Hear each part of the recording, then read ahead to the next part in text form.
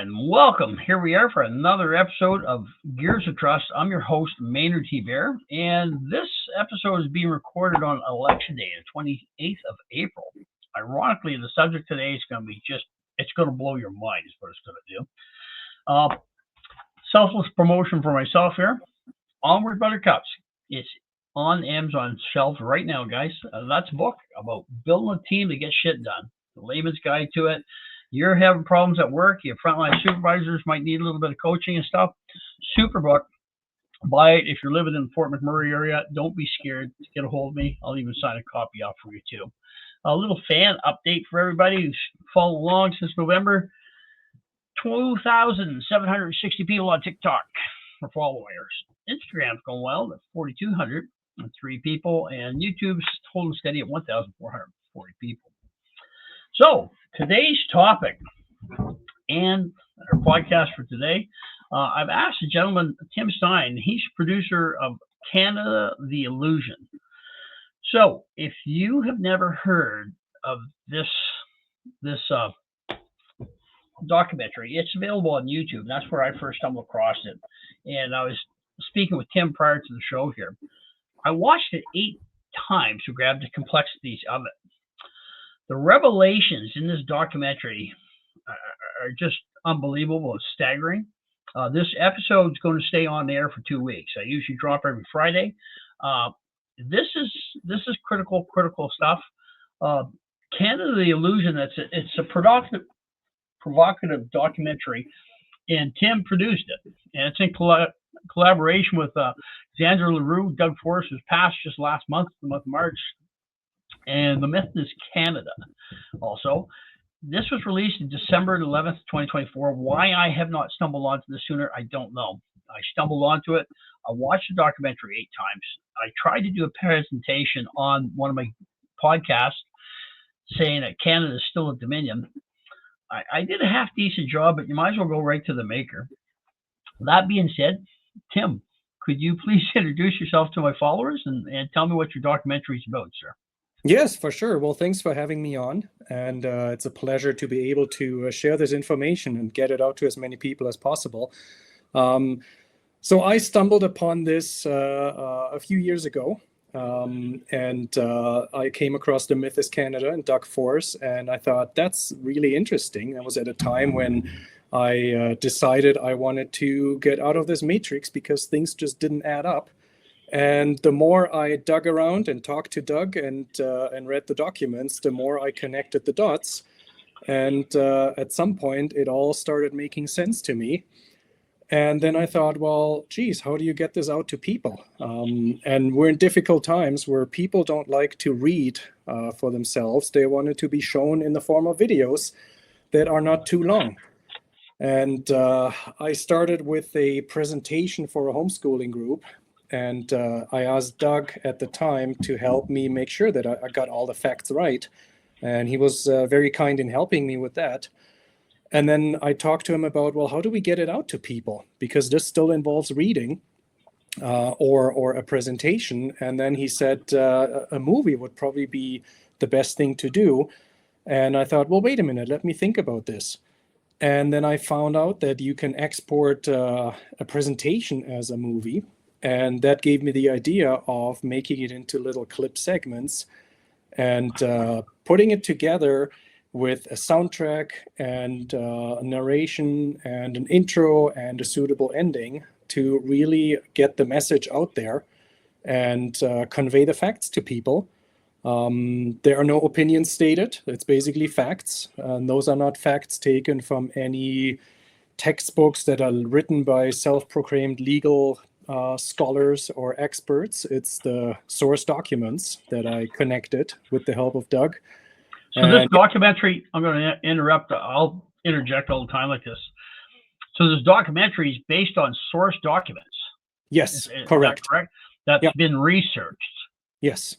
So these are not hypothetical situations. These are realities.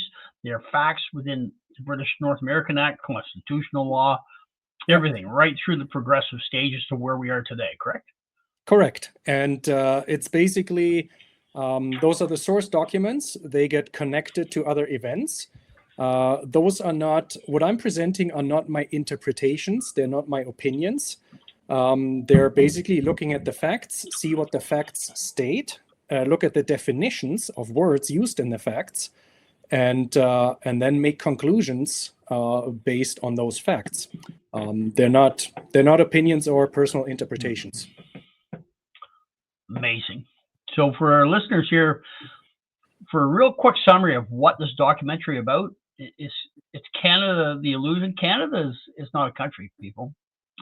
We're still in the stage of December 11th, 1931, Statute of Westminster. We are colonies of the Dominion of Canada who have not yet written our own constitution. But so I have to correct you on that one. We're not colonies, part of the What Dominion. are we? We are, each province and territory is, as of December 11, 1931, has been a sovereign, independent nation, country, state, whatever you want to call it, but it's not a colony. It's basically a free land that belongs to the people, and they have not acted on it. But there's no more connection to any Dominion of Canada. There's no connection to a British colony. That all got cut. The ties got cut on December 11, 1931. Mason. That being said, Tim, I'm going to ask you to give us an overview presentation of your documentary so people that are listening along here can get a grasp of what we're talking about. So, Tim, with that said, could you take it away from me, sir? Perfect. Thank you very much. Let me just change my screen here. And we'll go through this presentation. We might not look at all of the facts in tiny detail. I will refer back to the documentary film to watch those and then do further reading of the source documents. But I think we should, it's important to go through some of these facts and have someone speak about it at the same time. So I named it Canada the Illusion because Canada is an illusion, and we'll get to that. So with some brief history, how we got to even the British North America Act in 1867, this basically brings up British North America in 1791, where you see some of the colonies. And in 1759, it was the Battle of the Plains of Abraham, where Great Britain defeated France. In 1776, we all know the 13 British colonies to the south declared independence from Great Britain. And in 1791, there was a so-called Constitutional Act that divided the province of Quebec into the provinces of Lower Canada and Upper Canada. Now, when we get to the, before we get to the BNA Act, there are a couple events that are important that led up to it. In 1840, the Act of Union merged the colonies of Upper Canada and Lower Canada into the province of Canada. Then in 1864, this is some of the key items that happened at the Quebec Conference. There were delegates from each colony that discussed that they actually wanted to be more independent from Great Britain. They wanted to have a federal union. They wanted to have federal government. They still wanted to be sort of under the crown as a constitutional monarchy. I don't really understand why they wouldn't want full independence, but maybe they liked some parts of it. But they didn't want to have constant taxation and tyranny and dictation. So, based on those documents from the Quebec Conference, the delegates were supposed to go to London and present this to the British Crown and basically say, this is what we want. Now, from 1861 to 1865, the American Civil War was taking place. It was between the North and the South. And the South didn't really want slavery to end. They didn't really, they had a good thing going for themselves. Great Britain intervened and thought, well, wait a minute, we got screwed over in 1776. If we help the South overcome the North, then together with France, we could take over the American continent and divide it all up among ourselves.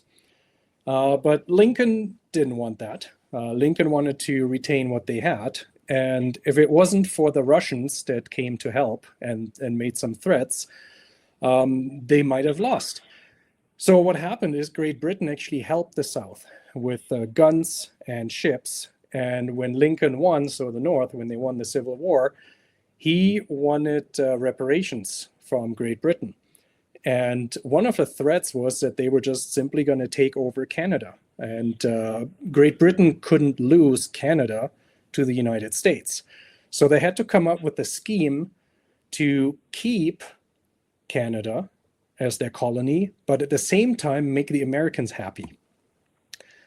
So in 1866, the great John A. Macdonald, who is not that great after all, as we will find out, he was the chairman of the delegates from those colonies. And he participated in the conferences in London to finalize the Kingdom of Canada Bill.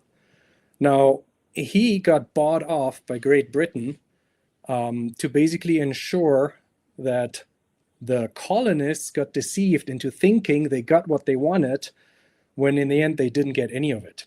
And we'll get to those details. And here's just a summary of the dilemma that Great Britain had. They didn't want another war with the United States of America. They didn't want to pay reparations for the sinking of the Union's ships. And they didn't want to grant the colonies in Canada the self-governance. So they had to come up with something that sort of worked with all three of these things in their favor.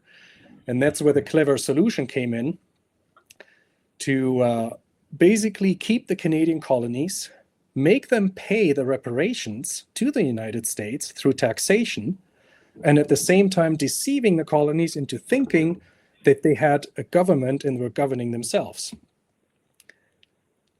And that's how we get to the B&A Act from 1867. This B&A Act received royal assent on March 29th in 1867. And royal assent means that it was formally approved by the court and chancery. It went into effect July 1st, 1867, and it created a united colony known as the Dominion of Canada. And we can see the extent of that on the right in the picture. Why is it a colony? We'll get to that because that's in the definition. Until 1982, July 1st was always celebrated as Dominion Day. And since 1982, it has been celebrated as Canada Day because that's when the B&A Act was renamed. We'll get to those details later on as well. First, let's take a closer look at the original B&A Act from 1867. The original preamble. And the preamble is very important to any document. The preamble states the intent of the entire document. So without a preamble, a document is pretty much useless. I was going to ask that question. So that is the purpose of a preamble. Yes. To state the overview of the document.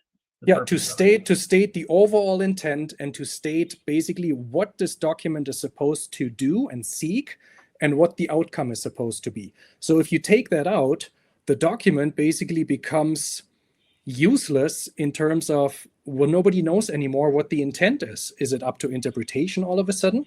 So that was the sneaky part on behalf of John A. Macdonald and the British to take this original preamble away.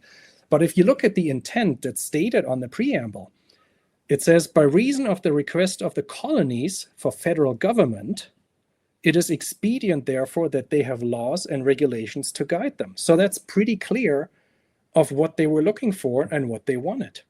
So that was the original purpose of the British North American Act right there. Yeah. So the colonies wanted to be, they still wanted to be under the crown, but they wanted to be self-governing. They wanted to make decisions. They wanted to decide what's going on. They wanted to have their own money. Like all of that, they wanted to be independent. That was the statement on the preamble, and it was pretty clear. Same as 13 states to the south.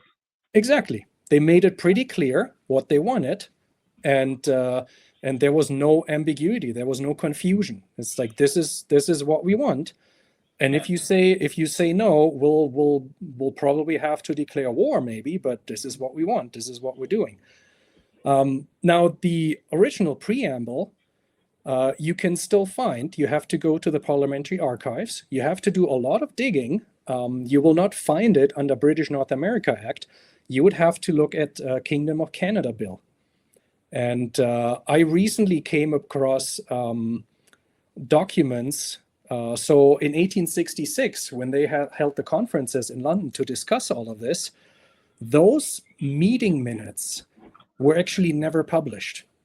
I recently came across a document, I think it was from, it's some constitutional website, a Canadian website, where someone scanned those in and they were now actually published. In those documents, you can clearly see the original preamble. You can see when it was taken out. You can see who took it out.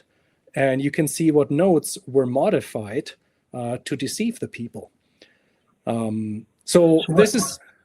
Okay, so what does the modified preamble look like now? The modified preamble looks like this. And what it says is, whereas the provinces of Canada, Nova Scotia, and New Brunswick have expressed a desire to be federally united into one dominion under the Crown. So when you That's not what it said in the original. No. So, I mean, when you first, picture yourself being a colonist and you read this and you think, well, okay, so federally united, yeah, that's what we wanted. One dominion under the Crown. For someone who doesn't know the exact words, it might sound like, yeah, that pretty much sounds like what we want. That's good. Yeah. But you really need to look into the details. You need to find out, what does dominion actually mean?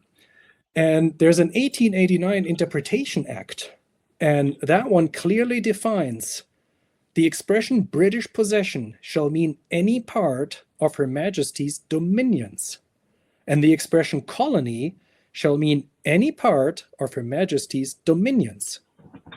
So it's pretty clear that they never received independence.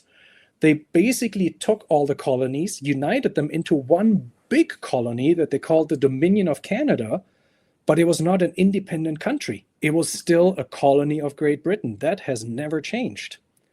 So the colony did not confederate in 1867. And you really have to go back and figure out, well, what does confederation actually mean? And when can a country confederate, or when can two countries confederate? In order to be able to confederate and form a union, the countries need to be independent first. Only two or more independent countries can actually confederate. A colony cannot confederate. So this whole colony did not confederate. It still was a colony, just a united colony that got renamed. Also, it's important to note that the British North America Act was never brought back to Canada for the United Colony to sign and ratify. That's another part that is important, that the people actually need to be the ones ratifying it and signing it, or delegates of the people. That never happened. And the original BNA Act, if it was true that Canada confederated and became an independent country, well, then the original BNA Act should be the property of Canada. But it is not. It has always been the property of the United Kingdom, and the original is in the United Kingdom. They brought a photocopy here, but that's it. And I confirmed this because I sent a Freedom of Information request to the Government of Canada. Anyone can do this. It costs you $5. A Freedom of Information request stating that you want to see a certified copy of the original Articles of Confederation. And it took over 13 months for the government to respond. And they had all kinds of excuses, from a fake pandemic to what else.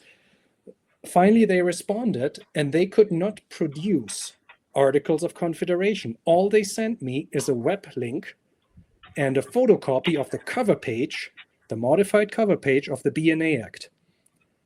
So They basically confirmed in their email response to a Freedom of Information request, there are no Articles of Confederation.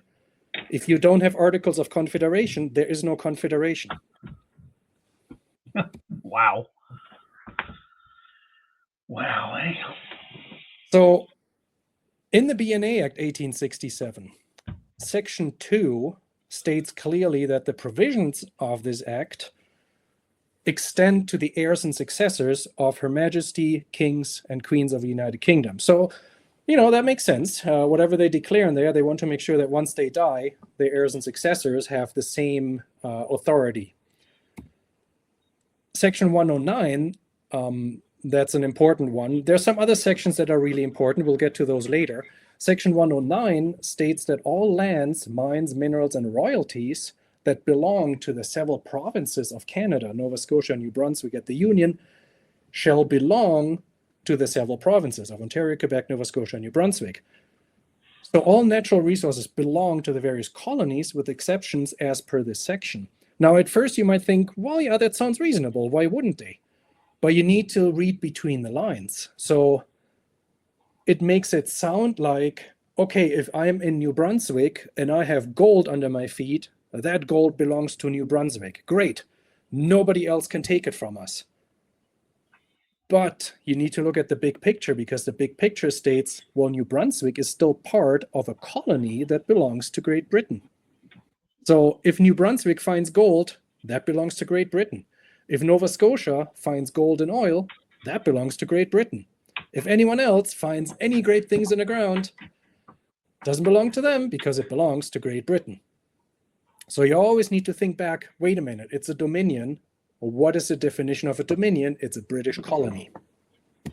And this comes in a little bit later as important, these few sections. So after 1867, a lot of small things happened. We'll just look at some of the bigger items that are important. Bigger events? Yeah, the bigger events, yeah. For example, so they needed to expand. They wanted to capture more land. And it's basically done through use. So they could only claim the land if they could use it. So part of that is the deed of surrender, the Rupert's Land Act. The land was basically purchased from the Hudson's Bay Company through usage. So there was sort of a stipulation. They had to use the land. They couldn't just take it and that was it. In 1870, the Manitoba Act joined Manitoba into the colony, and in 1871, British Columbia joined with the terms of union. Now, let's get to a character who's, I believe, on the $10 bill, and he's called the Father of Confederation. And you know, he's held up as the Canadian hero who helped the colonists achieve independence, and nothing could be further from the truth. Some people think he's the Canadian version of George Washington, but I think he's closer to Benedict Arnold when you really put it in perspective. Basically, he was a damn traitor, and it becomes clear when you look at when you read between the lines and you look at certain things that happened and certain titles that were given to him. So John A. Macdonald in 1871 was a part of the Treaty of Washington. So the Treaty of Washington, it settled the claims between the United Kingdom and the United States of America that arose from the Civil War when Great Britain helped the South try to defeat the North. The United Kingdom never really admitted any wrongdoing. But just by settling claims, you can basically say, well, they admitted it, but quietly. When you look at that document, it is really interesting because all of a sudden there's a Sir John Alexander Macdonald, Knight Commander of the Most Honorable Order of the Bath, a member of Her Majesty's Privy Council for Canada, and Minister of Justice and Attorney General of Her Majesty's Dominion of Canada. So that's a lot of freaking titles for this one guy who apparently just helped the colonists achieve independence. So you got to look a little bit deeper and see, what do these titles actually mean? So first of all, the Privy Council. The Privy Council is a formal body of advisors to the monarch of the United Kingdom. In that case, it was Queen Victoria. So when you are part of the Privy Council, which is basically the executive government of the United Kingdom, John A. Macdonald worked for Great Britain. He represented Great Britain.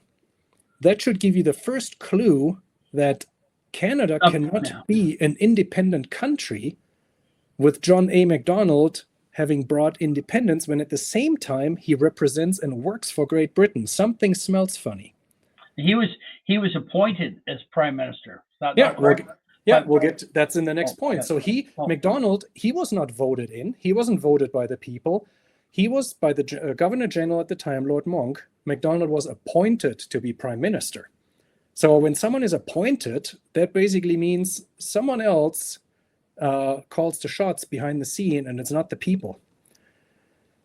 Interestingly, if you do some digging on MacDonald, he was a Freemason since 1844, and in 1854 he became a member of the Order of the Masonic Knights Templar.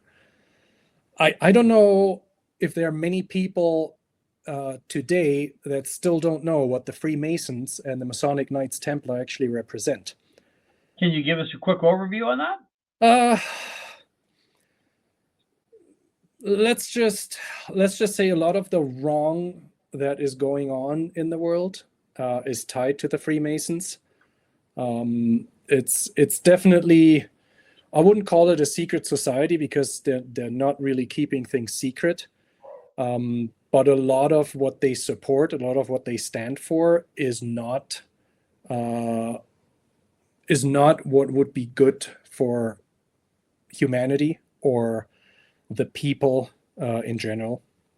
That almost sounds like a totally separate episode, Tim. Probably, yeah.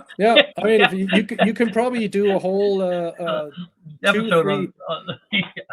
And I think other people have done that. You can find lots of movies about the Freemasonry and how it came to be.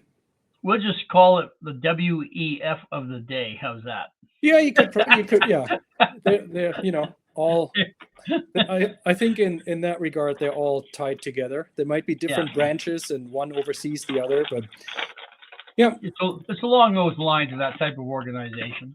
Yeah, okay. Let's say it's not an organization that I would ever want to be part of. So, MacDonald also got engaged to a woman called Susan Agnes Bernard. Now, Montague Bernard, she was a cousin of Montague Bernard. He also worked for British royalty, and he was part of the Treaty of Washington. So he had deep ties with the British monarchy.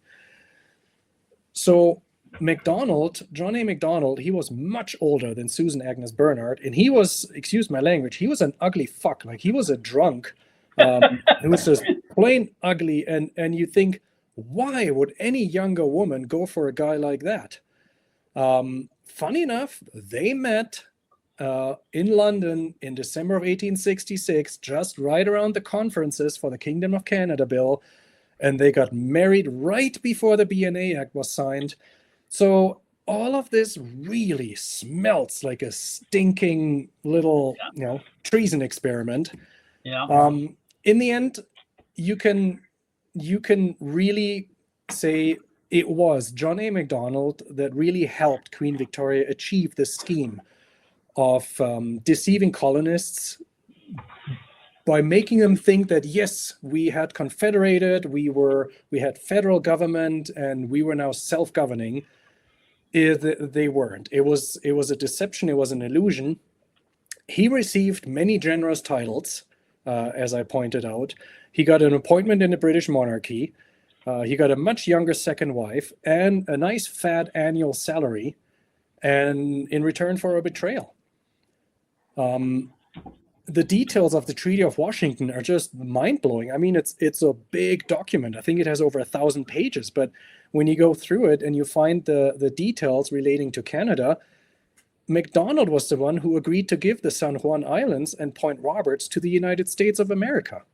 And he agreed to granting equal rights to the fisheries for 10 years. So why would he do that if he was representing the Canadian colonists? No, he didn't. He represented Great Britain, and he had to do something to basically make the United States of America happy. He was not representing the Dominion of Canada or any of the colonists that wanted independence. So how can he be really called the father of Confederation and even a hero when the Confederation was A, never achieved, and B, when he actually betrayed the people? So that's the chapter on John A. MacDonald. I think that guy. Nice guy. Well, I think we need to get rid of the useless paper fiat currency anyway. But his face should be stripped off a $10 bill for sure, and he should be remembered as one of the worst traitors I guess besides the Trudeau family, he's probably he tops the Trudeau family in terms of traitors. So that's the chapter on John A. Macdonald. Now, there's an act that was passed in 1878, and it doesn't have a very fancy title. It says Letters Patent Revocation Act, but this is one of the most important acts that was passed by the British monarchy at that time. So, by the means of the Letters Patent Revocation Act, the British monarchy instituted the office of Governor General of the Dominion on a permanent basis. So we have to break it down and explain really what letters patent mean, what a Governor General does. Section 9 of this act has the most important part, though, because the British monarchy declared full power and authority, including the heirs and successors. So once you understand that what letters patent are and what a Governor General does, this section and this act basically make other parts redundant, and we'll get to that. So a letters patent, it's basically an official declaration used to grant patent rights by the Crown and Chancery, and the Crown and Chancery is basically like the Department of Lands of Great Britain.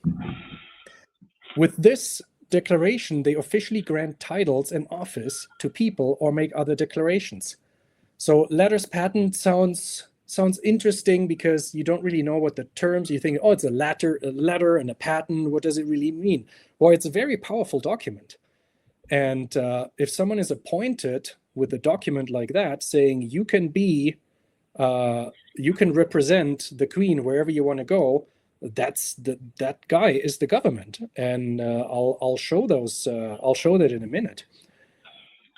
With this Letters Patent Revocation Act, Section 2 of the BNA Act was redundant. Remember, Section 2 stated that the BNA Act extend to the heirs and successors of the kings and queens of Great Britain. So having done this, with the Governor General being the guy who represents the king or queen and running the government, well, this was now basically overriding the BNA Act. So they didn't need Section 2 of that BNA Act anymore to ensure that it gets passed down to the heirs and successors. And that's what brings us to the Statute Law Revision Act of 1893, because in that act, it was a very short act. It was passed on June 19th, 1893. Queen Victoria repealed Section 2 of that BNA Act. And that was Section 2, remember, is the one that it applies to the heirs and successors. Yeah. He repealed it. So that was struck from the BNA Act. It was never put back in, and it was never reenacted. So when Queen Victoria died, that BNA Act, or the Section 2, then nobody else could put it back in. So it was never repealed after it was passed. And Section 2 was never reenacted. So when Queen Victoria died, and she was the one who created the BNA Act, I find it interesting when I read a book called The Invisible Rainbow, which is a great history of electricity and how it affects people and radio waves. She died the same time as a gentleman with the name of Guglielmo Marconi fired up an extremely powerful radio wave antenna on the same island. I think it's the Isle of Wight, where she had her summer house. Yeah. So maybe that guy's antenna fried her brain. I have no idea. I just find it's a very funny coincidence. When she died, the BNA Act basically died because she repealed Section 2. Now it didn't completely, it could still be used by the Governor General, and we'll get to those details. Would the at that juncture of time, in order to reenact that would have had to been done by the British Parliament, would it have not? To what do you mean to reenact? Well, on Section 2 of the BNA Act, when she repealed that, right? To reenact that, right? that would had to been carried out by the British Parliament anyway, would it not have, or No, it would have had to be her. just just a magistrate or just a monarchy could do Yeah, that, and no yeah, one else? yes. Wow. Yeah, So that's pretty final. So no one could have made any modifications to that act to reenact it. no. It's dead. It's dead. But it was also not required. So the BNA Act, it sort of died with her, but it survived at the same time because of the stipulation with the Governor General. So Section 12 of the BNA Act declares the powers of the Governor General. The Governor General is the sole government. It's a corporation sole.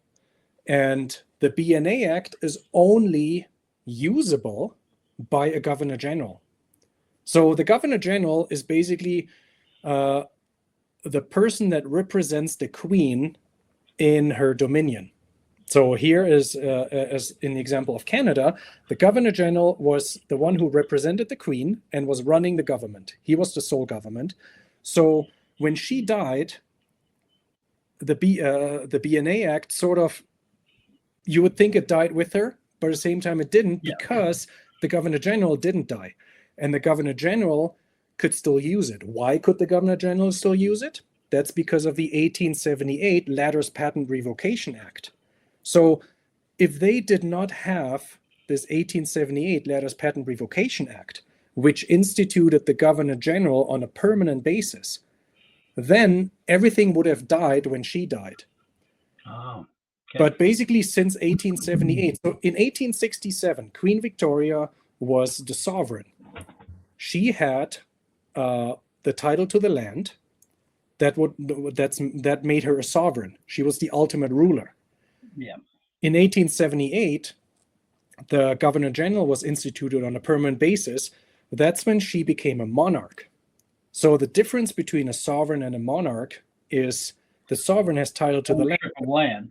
The monarch doesn't. So when the Governor General took over as being the government, she became just a figurehead. Now, he was still representing her, but the Governor General had ultimate authority and power.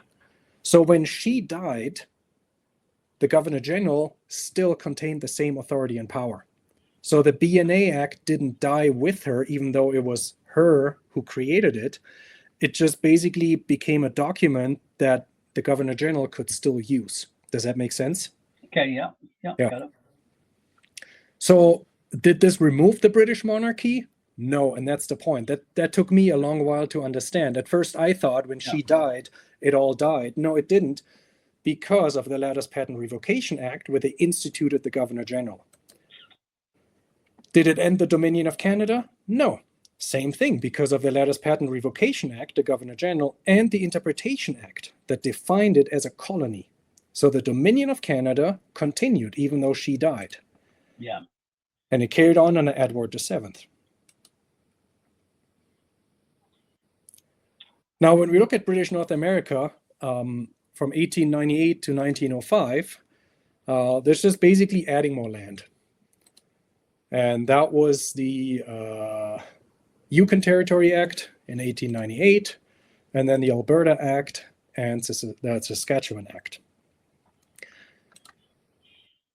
And in between those times, so whatever we could look at key points here, in between, there's a lot of times where the BNA Act is passed another time and enacted another time. And each time they might be taking some things out, or they're changing words, or they're adding something, which in that particular year, it might have a little bit of an impact, and it might be important for a certain part of the land. But in the grand scheme of things, of what we are looking here right now, it doesn't matter, because we're looking at the key things, see how the people got screwed over. So I'm not dismissing anything that happened in between the key dates that I'm presenting here. It just means that, yes, if we want to look at it, we can do a different show on that, but it doesn't have any impact on the outcome of the whole deception and the illusion. Now, you might wonder who actually owned the land in the colony called Dominion of Canada. Did it belong to the monarch? No.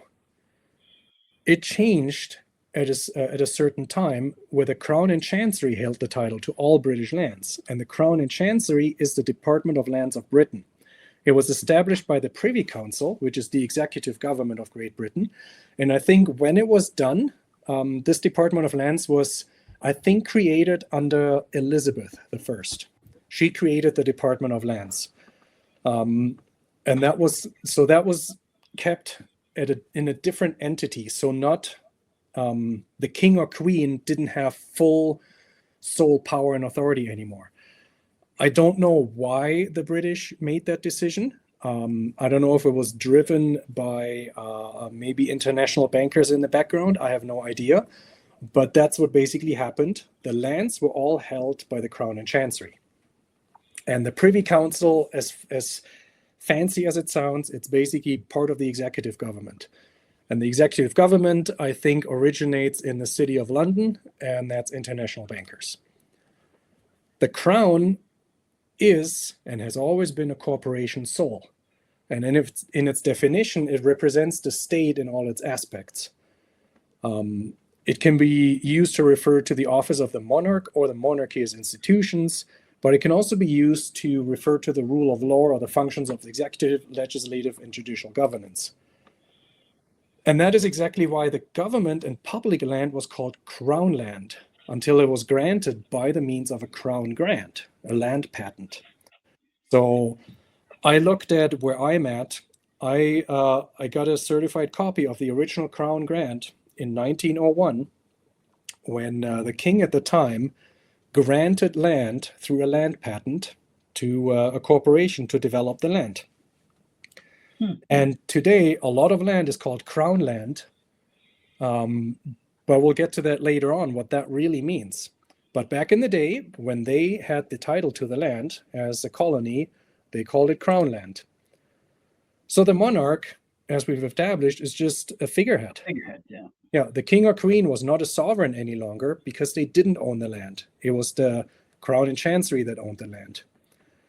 The Governor General had more authority because he was appointed as a corporation sole, given the sole government of the colony, with the assistance of members of the Privy Council and appointed by the Crown and Chancery. And that's really important to understand. It was only the Crown and Chancery, through the Lord High Commissioner, who gave the Governor General, appointed the Governor General, and gave the Governor General the sole government of the colony. Now, the British North America Act from 1867 is a rather long document and has a lot of paragraphs where it talks about the Parliament, House of Commons, and the Senate. Now, when you look at those sections in detail, they all make it very clear that the Parliament of Canada has absolutely no power on its own.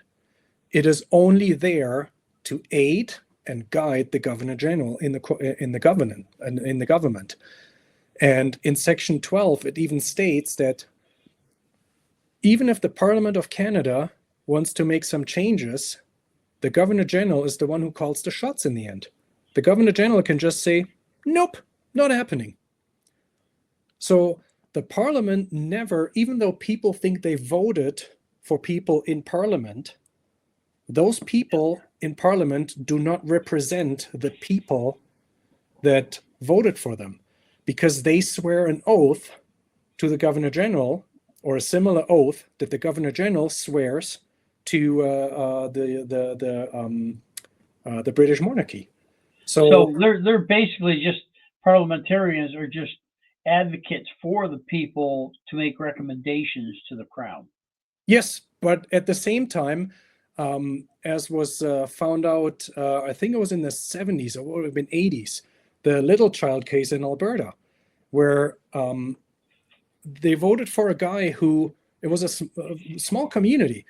Over 80% voted for a guy who said, yeah, I will not join the GST movement. I will make sure GST is not happening. So they voted for him. He got in. The next day, that asshole votes for the GST. And he says, yeah, I'm all for it. I'm good. Let's do it.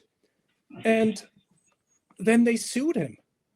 And the court, that set precedent. The court confirmed that he has he can do whatever he wants. He doesn't owe anything to the people. So that set precedent for any politician to basically say, I can tell you whatever I want, so you vote for me, but I don't have to act on it. I'm not accountable. Exactly. So that set the precedent for that, and it made it very clear that we don't have a system where the people are actually in charge. So it is all when the people are in fact in charge, and we'll get to that in a little bit. But you can see how deep this deception is running, where people think they have to vote for someone, and then that person turns around and the people think, well, we should hold them accountable. But even the court shuts them down and says, no, you can't hold them accountable. But then the people are trapped in this cycle of, well, okay, maybe if we vote for the next guy, hopefully things will change. Yeah, hopefully. And it never will, because I tell these people now, it doesn't matter if you vote for Green, NDP, PPC, Liberals, or Conservatives. They all represent and work for the exact same corporation in the background. So it's the left and right hand of the same beast. Yeah. And you just kept in an illusion of once in a while something's changed, and you think, okay, the next 4 years we'll suck it up, and then things change again. And it's finally now that people are slowly waking up to that.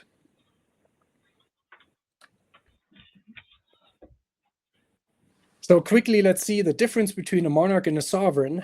The authority of government always originates in the title to land. The one who has the title to the land is the one who can make the rules. A king or queen is a sovereign when he or she has absolute authority over the land, and that's absolute power.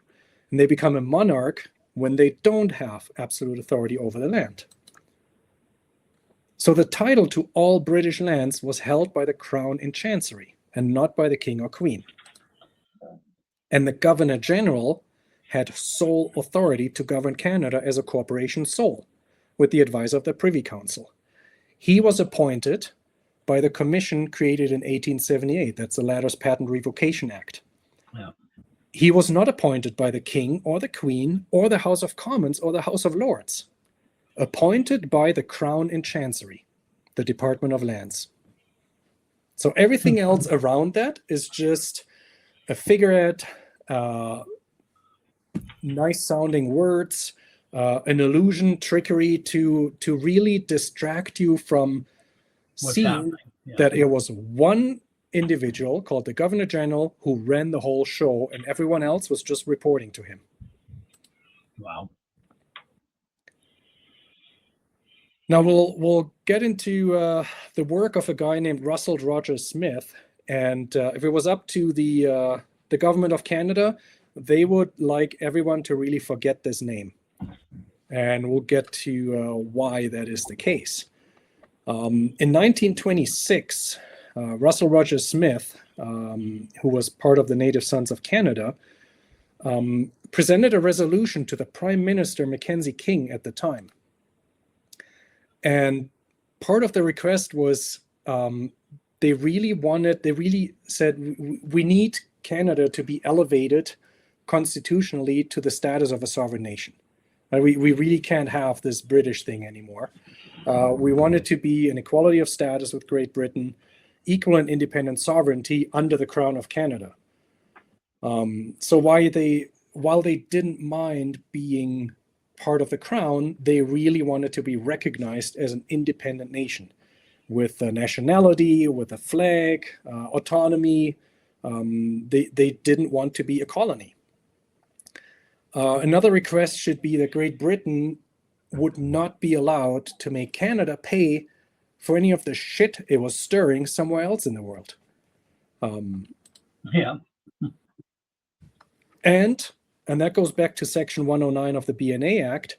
They wanted to ensure that all natural resources of the land belong to the people of the land and not to Great Britain.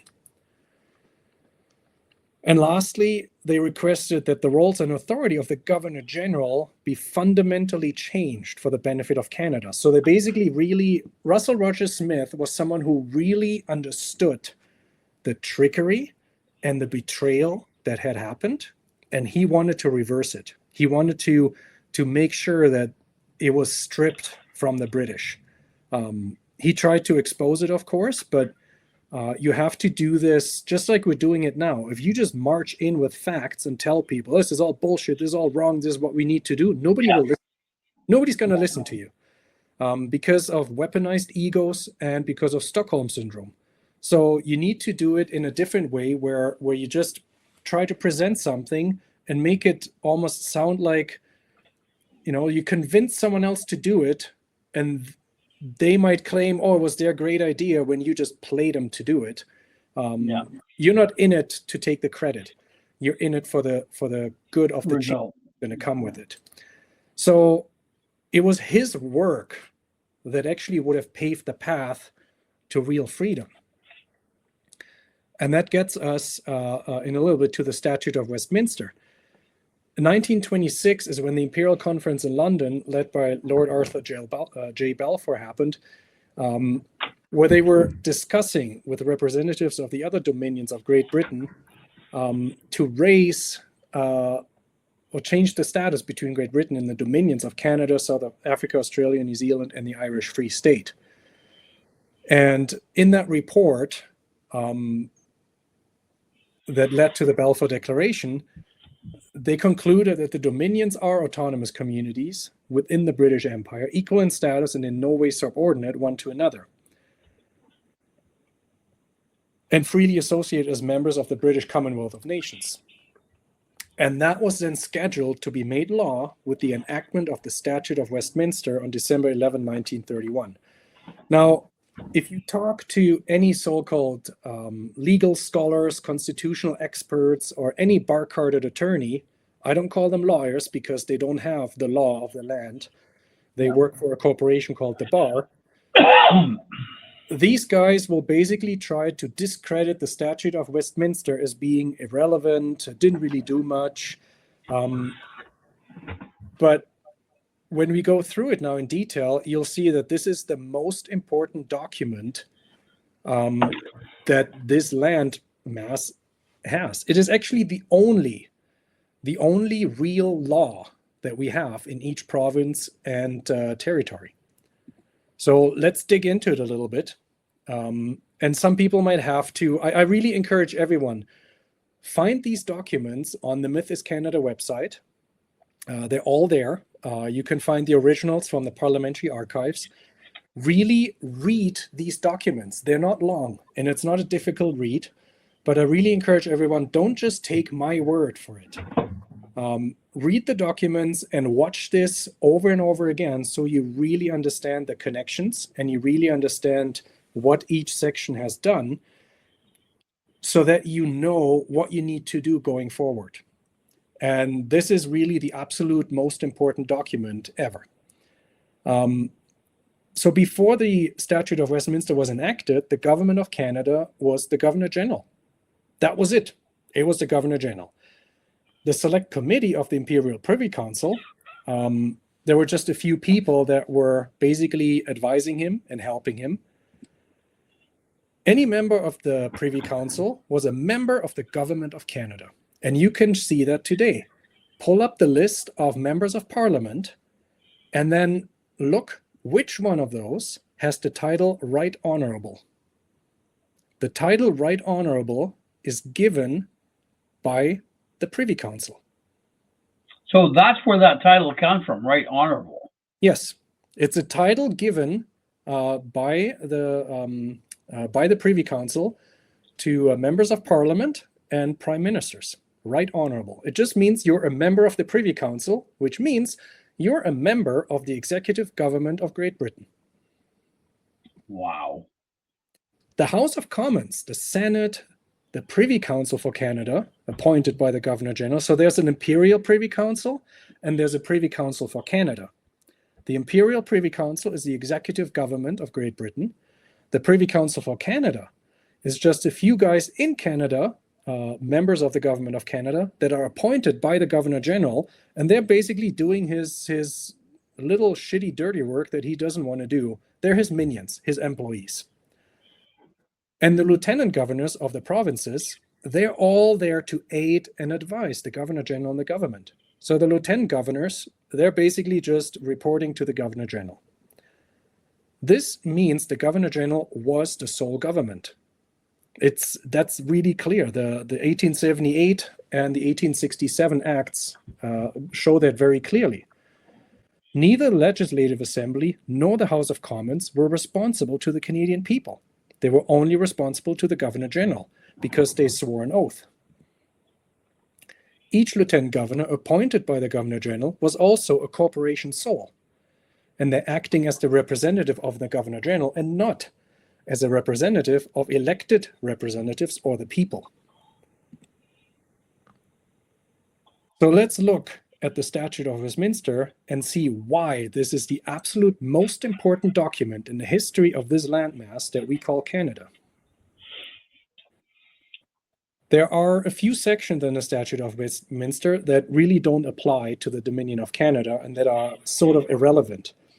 So the three key sections, the most important ones that people need to understand, is Section 2, remove the colonial law from the Dominion of Canada.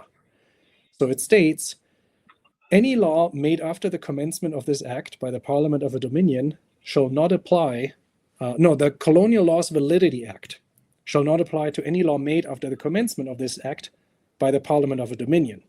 So remember, the Dominion was defined as a colony.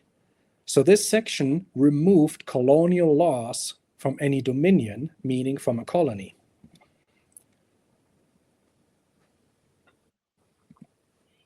No law made by the Parliament of a Dominion is void just because it may not be in accordance with British law. That's what this section states. It does not apply to Australia because Australia had a so-called constitution in 1901 and was not a dominion in 1931 anymore. So that's just a side note.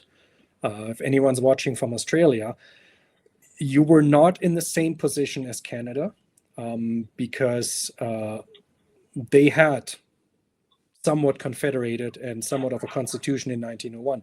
So 1931 didn't really remove colonial law in that sense. We need to look at Section 11 because then Section 7 makes a lot more sense. Section 11 is one of the key sections because it severed the connection between the Dominion and the colony.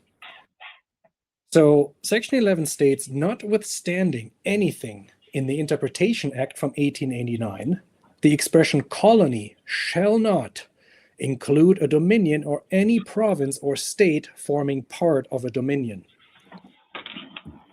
So the key word really absolutely is the word notwithstanding, because it means that this section overrides the Interpretation Act of 1889. And remember, the Interpretation Act of 1889 clearly defined a dominion to be a colony of Great Britain. So all of a sudden, with this one sentence, it completely destroyed the colony and the authority of Great Britain. All of a sudden, the provinces were not joined as one colony of Great Britain any longer. And each province by itself was also not a colony of Great Britain any longer. So some people may need to read this 10 times and really get their heads around that this destroyed the united colony that was called Dominion of Canada, but it also clearly stated that each single colony is also not part of a dominion anymore. And a dominion was the same as a colony. So all of a sudden, what was the status of each province and territory? Who owned the land? Well, the people of each province naturally took ownership of the land. And this section also removed the Governor General. Why did it remove the Governor General? Because the Governor General was appointed by the Crown and Chancery. The Crown and Chancery is the Department of Lands. So they could only appoint a Governor General to be the government as long as they have the title to the land, as long as they are the sovereigns. Well, all of a sudden they lost the title to the land because they didn't have the colony status anymore. So without the title to the land, they cannot appoint a Governor General. So the Governor General all of a sudden got removed in its entirety. So that role died at that point in time. Well, the role didn't die because the Crown and Chancery can still appoint a Governor General, but there's just no point to do it to Canada because they don't have title of the land anymore. So they can do it wherever they still have the title, but for when it comes to Canada, that role became unusable for them. It became redundant. Inert, yeah. Yeah. Nothing. Okay. So this is really important to understand, and it only makes sense once you understand that a dominion is the same as a colony. So that's why Section 11 is so important. And it's really important to stress that there's no intermediate status between a colony or a sovereign state. You either one or the other. You can't be both. And a confederation cannot happen because the provinces had never been sovereign states. They were colonies, then they got united into one big colony, and now Section 11 finally raised the status of each province from a colony to that of a sovereign state. So now that they were sovereign states, now is the first time that they could actually talk about confederation.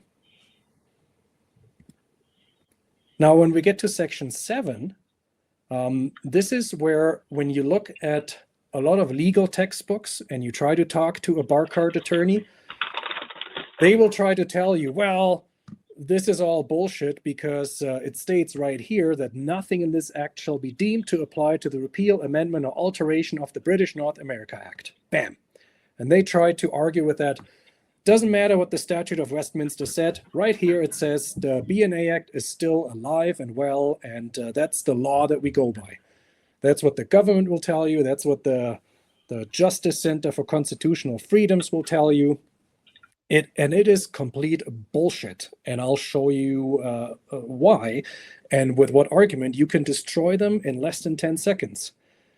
So subsection 1 attempts to exclude the B&A Act from this statute. But remember, the B&A Act was only a guide of the Imperial Parliament to aid the Governor General. And it says so in Section 12 of the B&A Act, that it's there to aid and advise the Governor General. However, the Governor General can only use this as long as the Governor General is legitimate. Section 11 removed the Governor General because they lost the allodial title. They gave it up. The land. Yeah. So while the B&A Act didn't really die, it is still there. Nobody can use it. It has become absolutely unusable because it can only be used by the Governor General.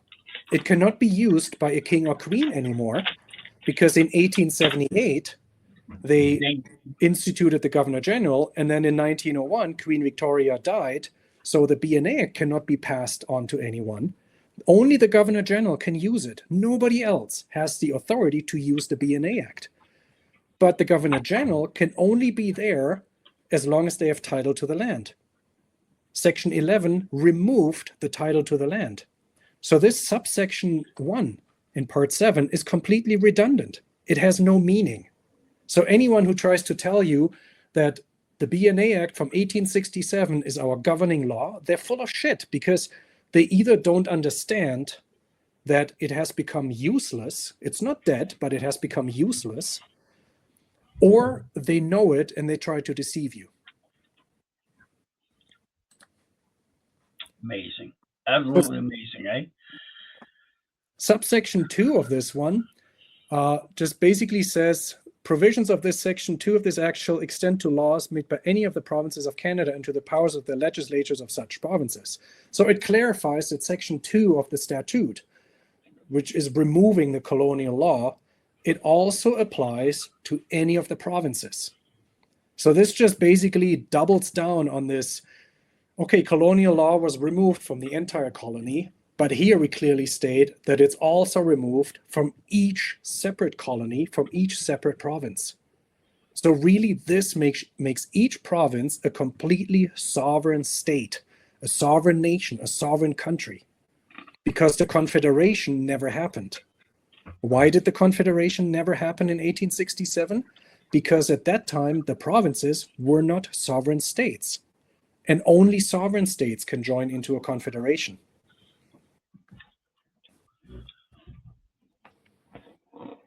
And then subsection 3 basically clarifies that the provinces can only act within their boundaries and cannot impose laws on any other province. So this makes sense because they each became, like Alberta is a separate independent country.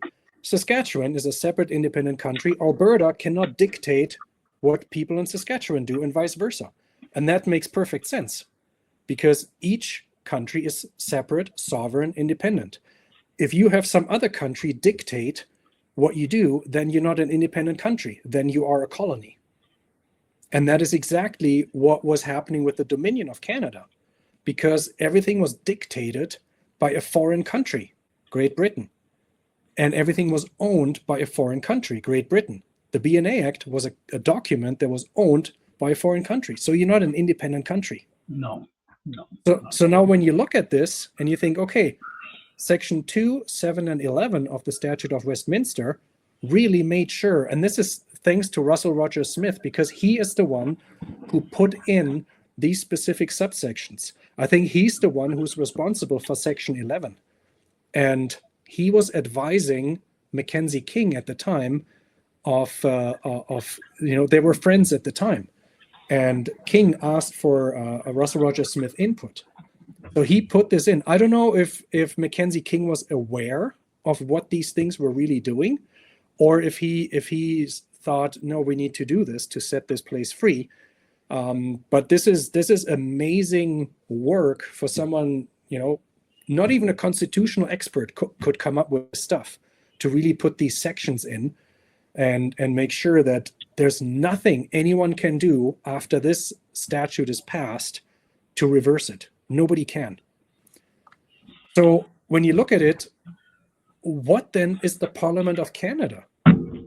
Because the Parliament of Canada was defined in the BNA Act of 1867. It was all described how it's made up of these ridings and how many people vote and representatives, but they were all still only reporting to the Governor General.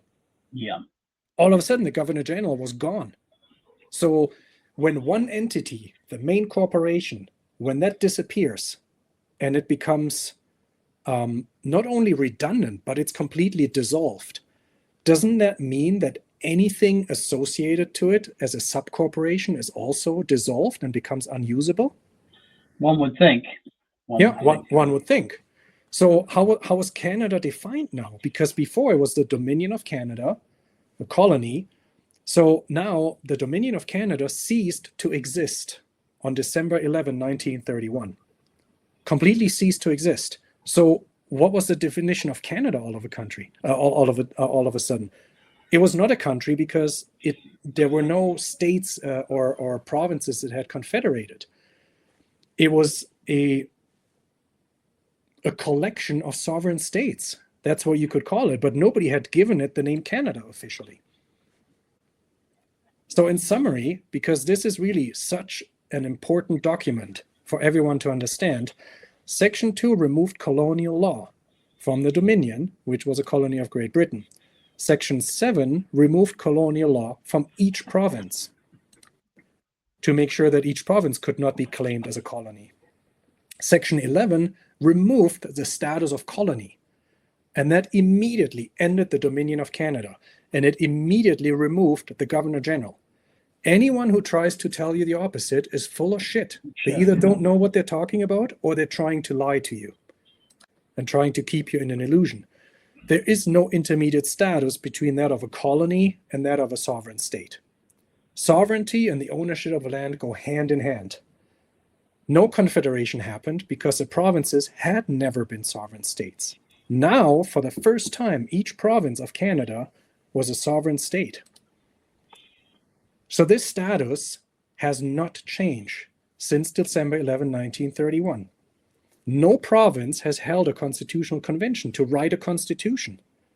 No province has ceded a de jure lawful government.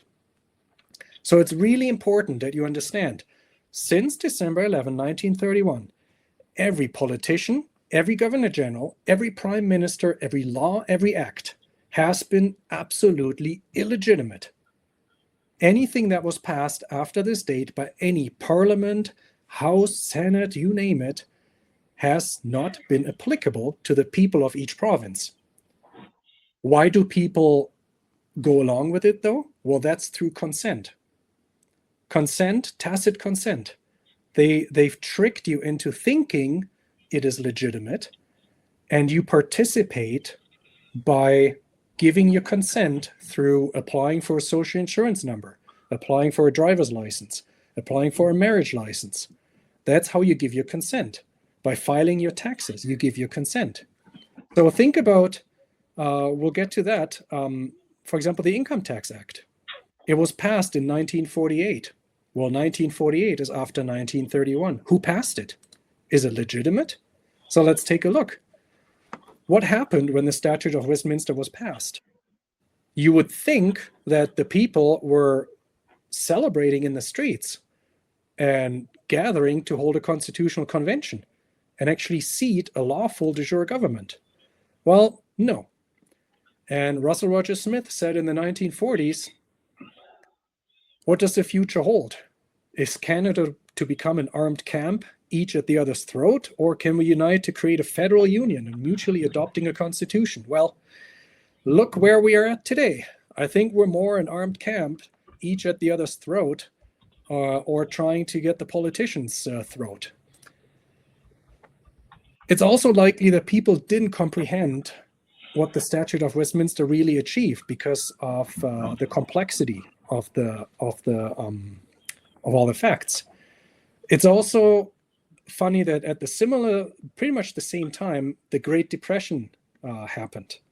And yeah, I think for my listeners, just so everybody knows about the Great Depression. So we have a constitutional moment in our history here in 1931. 1929 was a stock market crash. That was the start of it.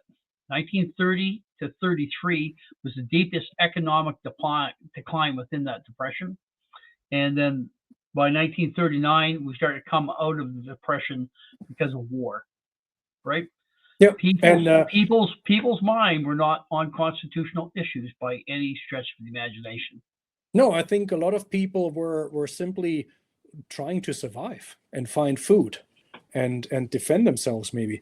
And look at, I think it was around the same time in the United States that they were taken off the gold standard and they implemented their fiat currency system, where things just went south after that. So a lot of these things, it almost sounds like this was all, it wasn't a coincidence that the Great Depression happened around the same time. Really? Wow. Now it's sorry for interrupting. No, that's fine. That's great to give this background so people can make the connection that it's not a coincidence. It's likely that many politicians didn't comprehend what the Statute of Westminster really achieved because they probably didn't make the connection between a dominion and a colony. So they thought, okay, that's great. Well, we still have the BNA Act, so now we have our parliament and let's go. But I think there were quite a few who actually did know. And they continued as if nothing had happened. And why? Because it was working well for them. They got paid off nicely. They got all their titles. They were representing Great Britain. And look at what was at stake here. Section 109 talked about all the mines, minerals, and royalties. So Section 109 stated that these belonged to each province. And at the time, those belonged to Great Britain because they were colonies of Great Britain. So now all of a sudden, the status of colony was removed. Section 109 stated, well, all these mines and minerals belong to the province. So each province was extremely rich all of a sudden and sovereign. So to have that out in the open just wasn't good. Like Great Britain was giving up so much money there, so much treasure, they couldn't have that exposed. In 1936, the Parliament of Canada, which basically, as you should know now, since 1931, is an illegitimate entity. It has there's no representation. It has no legitimacy. But they attempted to revise the Statute of Westminster, and they wanted to revise Section 7 to give the Parliament of Canada the power to enact a federal constitution and to continue the BNA Act until such constitution was in place. But the Parliament didn't have this power. The Parliament wasn't even legitimate. Why? Because of the Governor General. Only the Governor General can use the BNA Act. Nobody else has the authority to use the BNA Act. That's Section 12. There are all the other sections that say what the Parliament can do, but ultimately it's the Governor General that has the sole authority. So did the Parliament all of a sudden think, oh yeah, we can just take over? They also tried to amend the BNA Act, but the BNA Act cannot be implemented without a Governor General. Section 12 clearly states the Governor General is the one who uses the BNA Act. Nobody else can. The Governor General used to be appointed by the Crown and Chancery, and the Crown and Chancery gave up the title to the land. Nobody can reenact, well, it doesn't have to be reenacted. The BNA Act is still a document that is active, but nobody can use it. Absolutely nobody. It has become a dysfunctional, useless document that is great in the annals of history to be there as the great deception and fraud, but nobody has the power to use it, and that power can never be given back to a Governor General to use the BNA Act. Never. Unless all people in Canada, or what we call Canada, unless everyone says, no, we don't want our freedom, let's give it back to the British so that they can rule over us, and then they can use the BNA Act. And that's basically, I mean, that's what we're doing these days because people give their consent, and that's what we're trying to wake them up to. Here's an interesting thing. If you go to the website of the Governor General of Canada, it states, until 1931, Canada's Governor General was chosen by the sovereign. Now, the sovereign, remember, who is the sovereign? Sovereign owns the land from the British Commonwealth. Yes. So is the sovereign here the king or queen? No. The sovereign is the one who holds the title to the land, which is the Crown and Chancery, the Department of Lands. They are the sovereign. They choose the Governor General. They appoint the Governor General. The king or queen might put his final signature under it, but it's meaningless, absolutely meaningless. So it further states, this changed when the Canadian government began to make recommendations for the position. Well, look at it. It says 1931. So after that, the Governor General was not chosen by the sovereign anymore. Well, why is that? They don't say why. But we know in 1931, the Statute of Westminster kicked the Governor General off this country, off this landmass. That's why.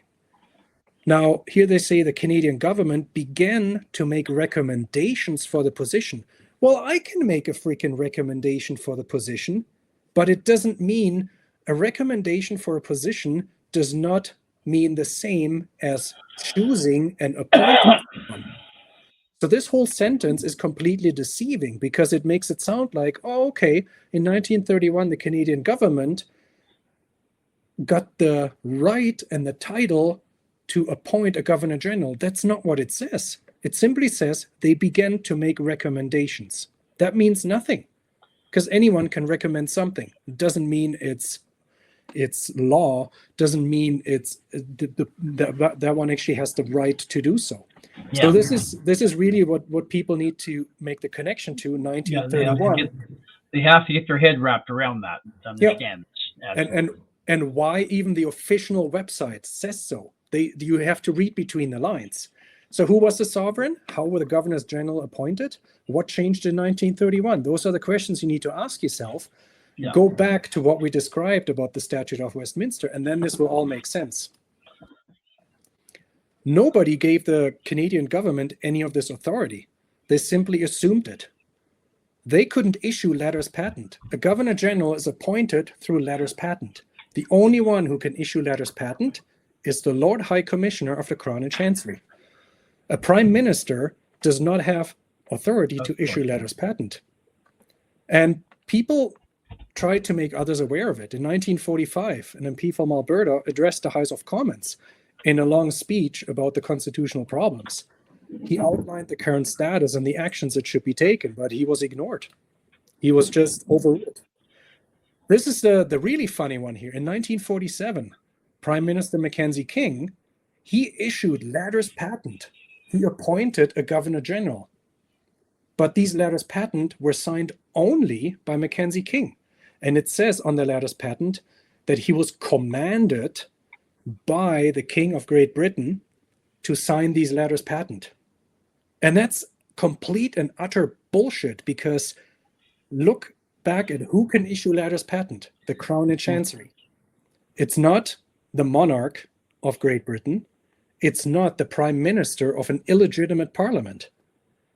Only the Lord High Commissioner of Great Britain, the Crown and Chancery, can issue letters patent. So the last official legitimate letters patent were the ones dated March 23rd, 1931.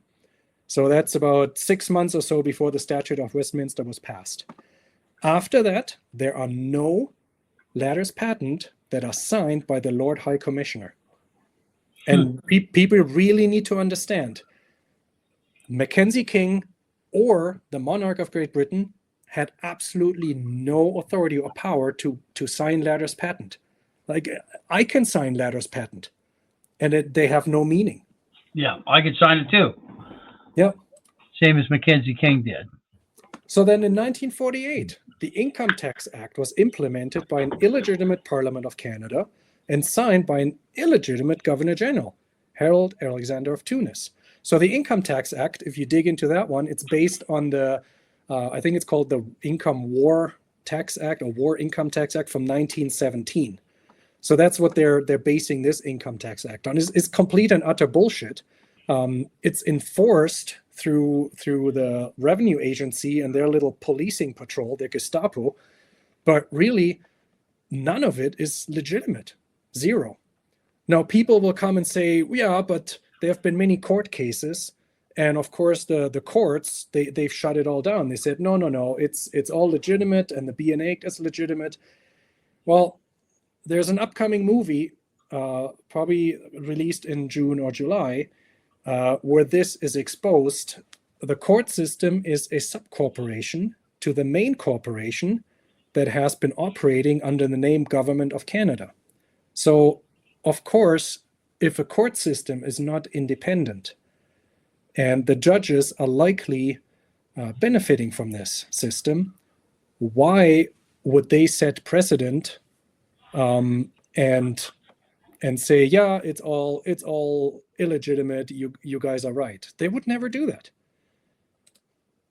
In 1952, this is a really great one, the Royal Style and Titles Act was enacted, but it was enacted by an illegitimate Parliament of Canada, and the Parliament of Canada assented that Elizabeth II can proclaim herself to be the Queen and Right of Canada.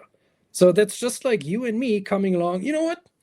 Today I feel like proclaiming that I am the king. So let's just make a document, I'm going to sign it, and that means I'm the king. Like, nice. Everyone would think you're full of shit. Like that, you have no power to do that. But that's exactly what they did in 1952. Let's look at the Canada Act 1982, because this is one of the biggest bullshit deceptions that has ever taken place, and people really need to see this. It's a complete fallacy. Just pay attention, listeners and viewers, man. Just pay attention to this part. It's going to just. So in 1976, Walter Cool, again, the MP from Alberta, who was outspoken about this already, he wrote a letter to René Lévesque, and he explained to him that Quebec does not need to seek any formal separation because the province has been completely independent and sovereign since December 11, 1931, when the Statute of Westminster was passed. So it was people were made aware of it. And he worded it really nicely. How can you be divorced when you have never been married? But he was ignored again. 1982, Pierre Elliott Trudeau came along, And he initiated what I call the Grand Deception. It's called the Constitution Act of Canada, also known as the Charter of Rights and Freedoms, or the Canada Act 1982. And this really set up an illusion that really trapped people with big mind manipulation. And sadly, many still believe that it's factual truth. So he is said to have patriated the defunct and meaningless BNA Act from 1867. So patriation means transferring a legislation to an autonomous country from its previous mother country. But when you look at it, well, what can he really bring over? Because the BNA Act from 1867 was defunct and meaningless after 1931, when the Statute of Westminster completely severed the ties. So it is not a dead document, but nobody can irrelevant. It's an irrelevant document. Nobody can use it. So, and then you need to ask yourself why he didn't bring an original, he brought a photocopy. The original BNA Act from 1867 still resides in the Parliamentary Archives of Great Britain. If he really brought over and patriated, bring over the legislation, transfer the legislation, then this original BNA Act should be in the Parliamentary Archives of Canada, but it is not. It is not. To this day, it is the property of Great Britain. But nobody thinks about this. Like, you really need to stop and think, well, what does this mean? This means we've been told bullshit. So Trudeau then urged all provinces to ratify, which means give formal consent to make it official, to ratify the document so that Canadians could enjoy the new constitution as soon as possible. But did all the provinces sign, and was it ever ratified? Let's take a look. Section 58 of the Canada Act 1982 states that this act would only come into force by proclamation issued by the Queen or the Governor General, and only if the conditions of Section 59 were met. So what does that mean? Section 59. Section 59 is a little complicated, but we'll break it down. Paragraph 23(1)(a) states, Section 59, subsection 1 says, paragraph 23(1)(a) shall come into force in respect of Quebec on a day to be fixed by proclamation. A proclamation under subsection 1 shall be issued only where authorized by Quebec. When that happens, then this Section 59 will be repealed,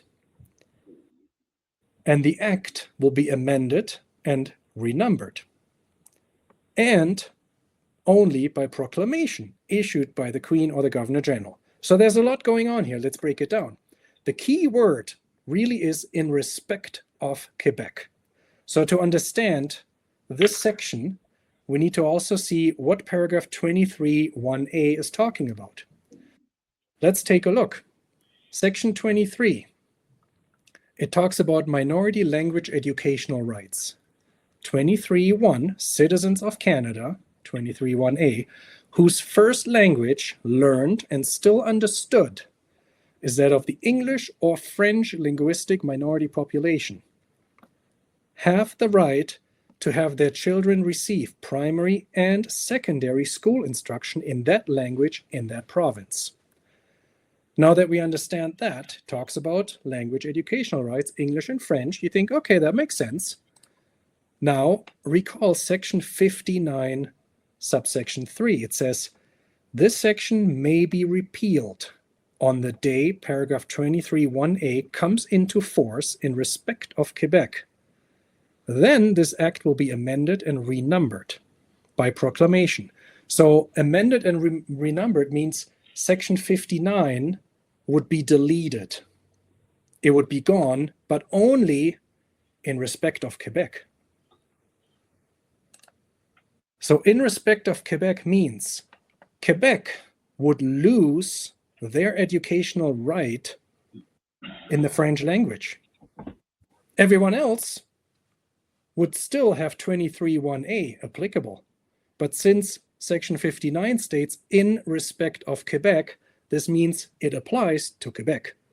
So if Quebec was stupid enough to sign and authorize this, then Quebec would lose their right to speak French and educate their children in French. This would be renumbered and Section 59 repealed, and they could never go back on it.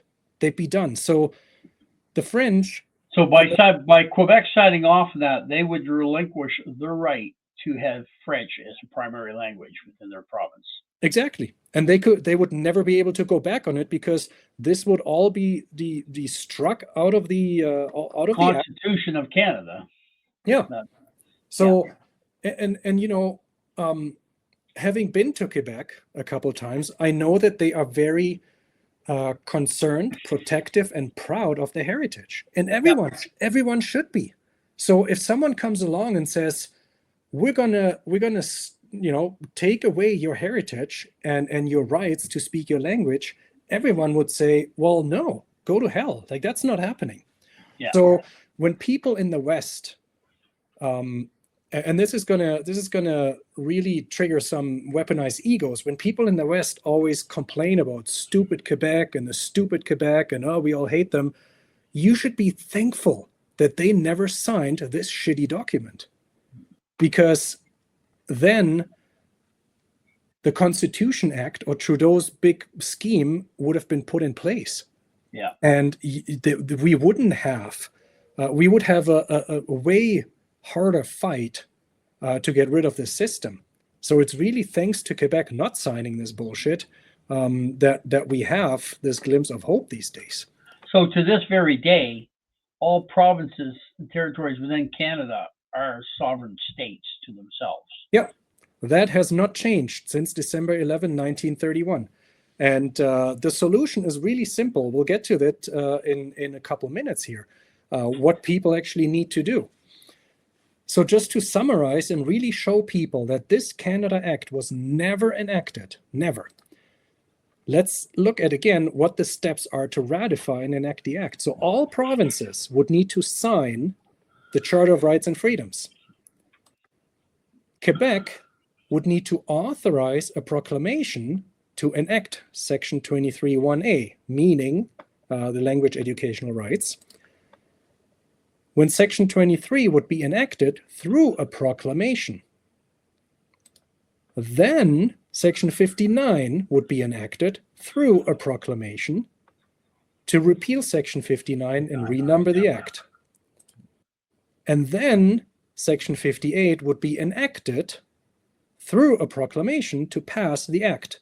So at this point, I would tell people, okay, stop, take a deep breath, and pull up the document that I just showed, which shows you Section 58, Section 59, and Section 23, where it states exactly these things. So you need all provinces to sign. Quebec needs to authorize a proclamation. Then that proclamation needs to be made. Then another proclamation needs to be made. And then another proclamation needs to be made. So in total, you need 3 proclamations to pass this act.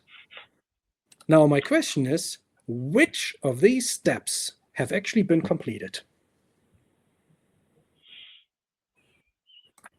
None. Not a single one of these steps has been completed. Quebec never signed Schedule B. Quebec never authorized a proclamation to enact Section 23. Then there was never a proclamation, not another proclamation, or a third proclamation to pass the act. So then people would say, but wait a minute. I saw the Queen sitting there and she signed it together with Trudeau. And then on the TV, they were telling us, and now it's all official, and now we have our Constitution. And she made a proclamation in 1982. So she proclaimed that it was now there. Well, then you haven't paid attention, and you got fooled on television. And if you ever read the proclamation from 1982, you would see that it's full of shit. So let's take a look. In the proclamation, it says, now know you that we, bying with the advice of our Privy Council, here's again the Privy Council, do by this our proclamation declare that the Constitution Act 1982 shall, subject to Section 59, come into force. So it means Subject to 59. Subject exactly. to 59. So this basically says, subject to 59, it will come into force. So recall, subject to Section 59 means 2 proclamations must be made before the final proclamation to pass the act could even be made. So what does this proclamation from 1982 do? It is basically a proclamation telling people, hey, there will be a proclamation sometime in the future as soon as Quebec signs. But nothing was passed, nothing was enacted. There is no constitution and there is no charter of rights and freedoms. So here again, I know this is a lot to take in, a lot of numbers and interconnected stuff, but this is exactly how the people were fooled. Because you think, well, she made a proclamation and she was sitting there signing it. Well, her signature was irrelevant because first, several proclamations needed to be made. Now, on top of all of this, keep in mind, she had actually no authority to declare or enact anything after 1931. She wasn't even a legitimate queen of Canada. So even if Quebec had signed it, even if Quebec, if all the proclamations had been made, they would have been able to simply bring maritime law onto the land and capture the land through maritime law, which they've been doing in a de facto kind of way. But 1931 is still the law that anyone can go back to and say, well, wait a minute. No matter how many proclamations she made, 1931 basically says she had no right to do that. So this is really, that's why I tell people, watch this a couple times. Go through the documents a couple times to really make the connections, because it can be missed so easily. There was another royal proclamation in 1983, but that had absolutely nothing to do with the passing of the Canada Act. It just converted the status of Aboriginal people from sovereigns to persons, which is, that screwed over the Aboriginal people, because a sovereign is the one who has ultimate title and is in charge. A person is a legal fiction. You get stripped of all your titles. Tim, I'm just going to sidetrack you a little bit on this part with original people. So with Aboriginal people, they have treaty lands throughout Western Canada. Who is that deal with? Is that deal with the Crown and Chancery? Is that deal with a Canadian entity? Is that like who? I don't know for sure. Some of it. Okay. No, I'd have to dig into it. I'd have to look into it in detail and go back through the years to see when certain things were made and signed and who was part of that agreement. It might all have to do with the original deed of surrender. It might tie into the charter that was granted to the Hudson's Bay Company. That was before the BNA Act came into force. Even arose. Yeah. Okay. So it might have to do with that charter. So it is, that will probably fill another show. More research. Yep. Yeah. But basically, it's basically just important to say, they got screwed over by being converted to persons instead of sovereigns. From sovereigns. Yeah. Anyone who's sovereigns are owner of the land. Persons are not. Correct.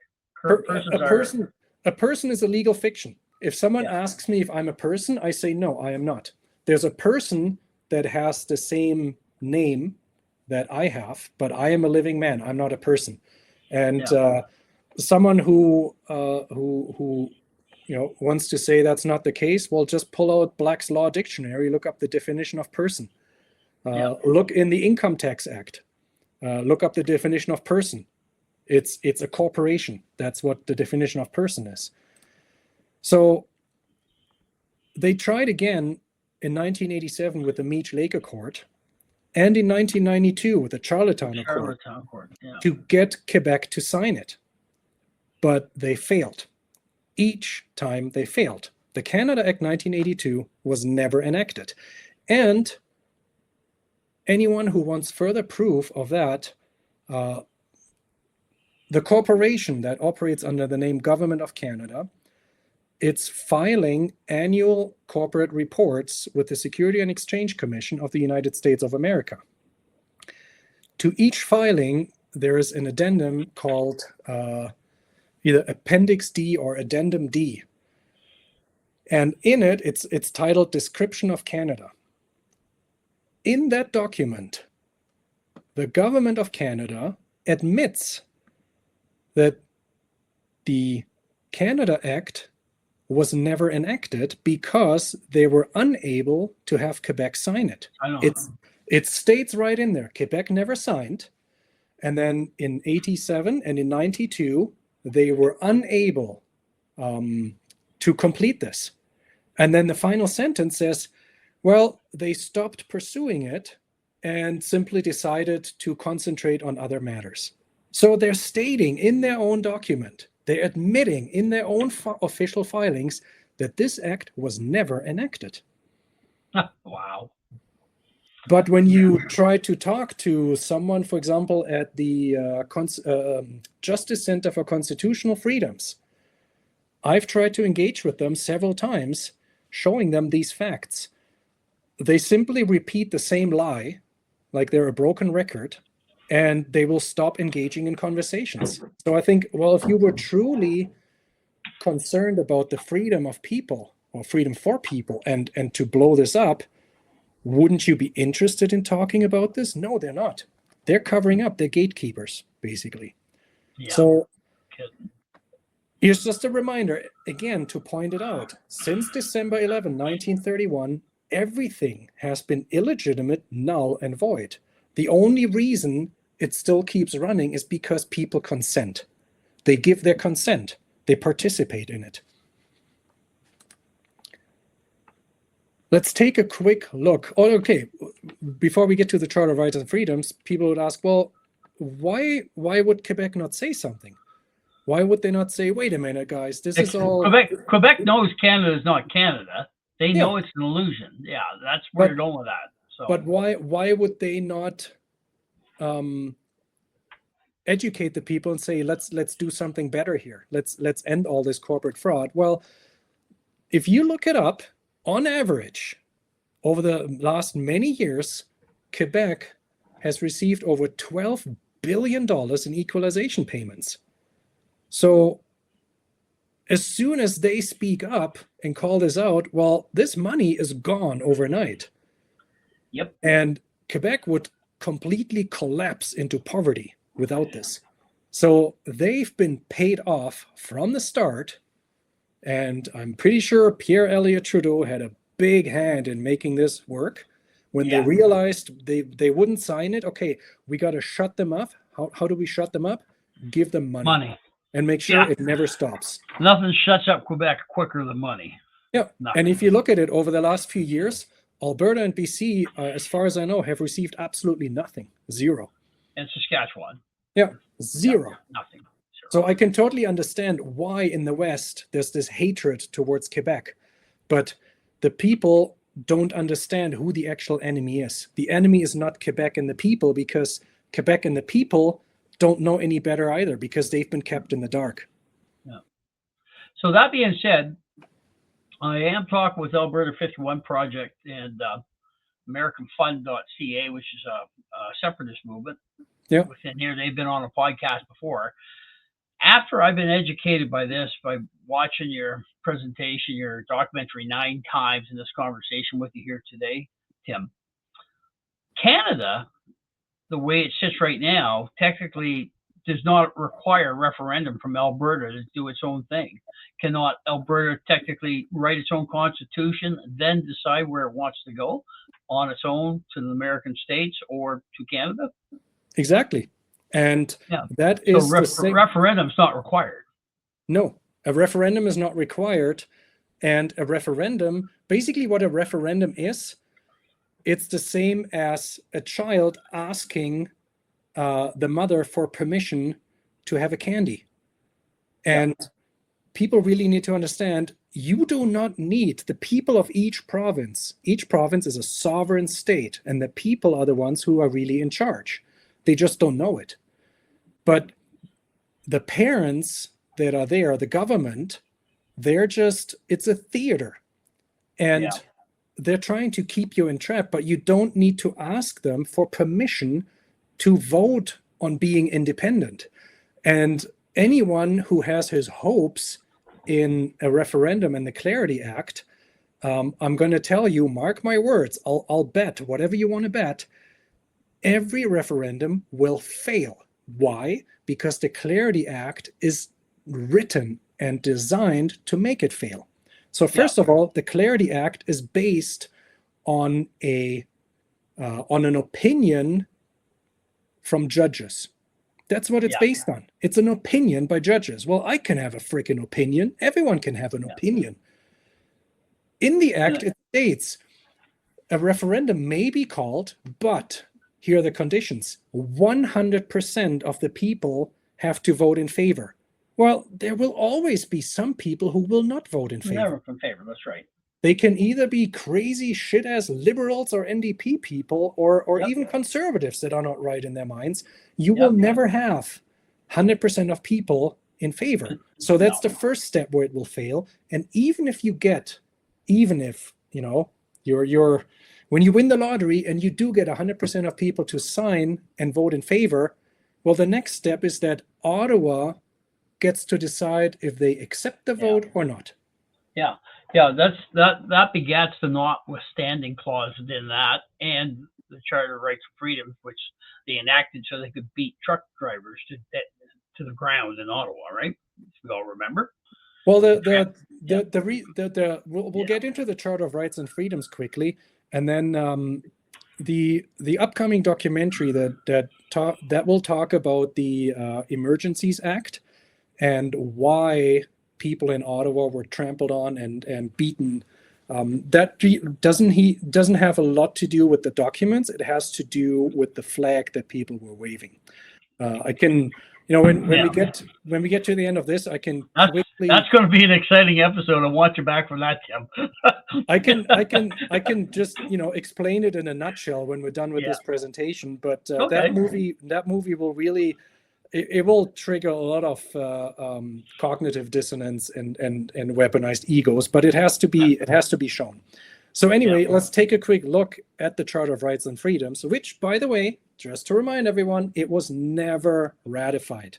It is not a document that you can use as your right.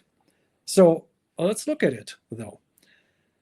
It says the Canadian Charter of Rights and Freedoms in Section 1 guarantees the rights and freedoms set out in it, subject only to such reasonable limits prescribed by law as can be demonstrably justified. So what does that really mean? It means it gives the government the option to ignore the Charter, and this is why the courts often side with the government, because of subsection 1. Subsection 7, sorry.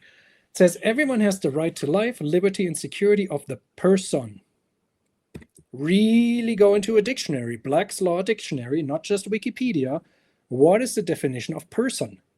How in all of Canada's statutes and law is person defined? It's not a living man, it's not a living woman. So you, as the living man or woman, do not have a right to life, liberty, and security when you consent to participate in the government. Exactly. Now here's the funniest section, and this always blows my mind when people say, I have a Charter of Rights and Freedoms. You know, where in the Charter does it say that you can beat me up and steal from my bank account? Well, if you believe that the Charter was ever ratified and is valid, fine.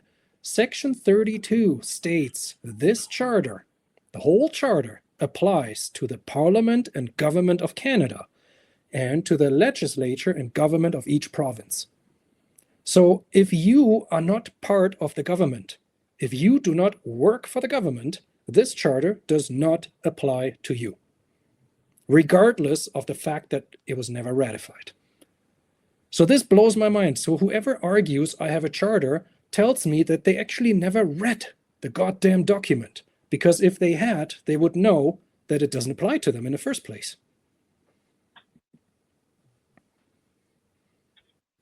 It only applies to government and persons, which are a legal fiction. What is a charter? People think a charter is a document that gives them rights, but actually a charter is a reservation of a ship. It's a written grant by which a corporation is founded, and its rights and privileges are defined. And a ship, even a plane, needs to be chartered to put a different flag on it, or a ship to land it. So that's what a charter really is. It's a corporate foundational document. A person is a legal fiction. A corporation is also legal fiction, but a corporation is not a person. A person may be defined as a corporation, but not vice versa. So really, when you break it down, the charter was meant to create a ship at sea, which was intended to bring maritime law onto the land when each province signed off. They would bring maritime law onto the land, and then through the persons, the living men and women would be brought under maritime law jurisdiction. So if Quebec had signed it, and they would have been able to implement all of this, the people would have become complete slaves to a foreign corporation. Now, when you look at it, you would say, well, we are slaves. Yes, we are. They have never been able to do this officially, and they've been able to keep it a secret that we actually do not have to abide by any of this because we own the land. But they've been tricked. The people have been tricked by this corporation through giving consent. So if you want to drive, you need a driver's license. Well, by applying for a driver's license, you just gave your consent to participate in this system. Same with the passport, same with any other corporate ID, social insurance number, any license that you may need for your job. But you were never told that it's an illegitimate system. And a charter is not the same as a constitution, because a charter is granted by a foreign government. It's a corporate document, whereas a constitution is never granted by a government. A constitution is written and established by the people. The people write the constitution, and then the people make the government. If it's the opposite, where a government gives you something, that is not a constitution. That is a charter, and a charter is a corporate document. Wow. Wow. So then, what is Canada? Like, if all of this is all fake, phony, and false, like, what is it? Like, people think we have a country. We definitely, we wave our flag, we have a country, we're proud. Well, again, don't just believe what you're told in school. Don't go do some reading. Pull out the Interpretations Act from 1985. It defines how the government looks at things and how they define things. I can tell you there is no lawfully established independent country called Canada. There's only a geographical area that consists of sovereign nations, also known as provinces. So in the Interpretations Act, it states in there, Canada includes the internal waters of Canada and the territorial sea of Canada. Doesn't say the land anywhere. Canadian waters includes the territorial sea of Canada and the internal waters of Canada. Again, no land. Internal waters means the internal waters of Canada and includes the airspace above and the bed and subsoil below those waters. And the territorial sea means the territorial sea of Canada and includes the airspace above and the seabed and subsoil below that sea. So why is the land not mentioned anywhere? Why is it not even included? And some people might say, well, it is because it says Canada includes the internal waters. So it's the internal waters and everything else. No. That's bullshit. The definition of the word definition is only what it's a box. So if it includes the internal waters, it only includes what is mentioned after the word include. It excludes everything else, because otherwise you could say, well, Canada then also includes the land of Russia. Canada includes the North Pole and the South Pole. Like that, you can't. If it's not mentioned, it doesn't include it. So it's pretty clear in their definition of Canada, it does not include any of the land. And why? Because in 1931, through the Statute of Westminster, they gave up the allodial title. They gave up the title to the land, and the land was naturally returned to the people. And through the person, which is a legal fiction, which is your all caps name on all forms, IDs, licenses, passports, birth certificates, you have submitted to operate within maritime law. That means you only have the privileges, not rights, you have privileges that the corporation grants to you.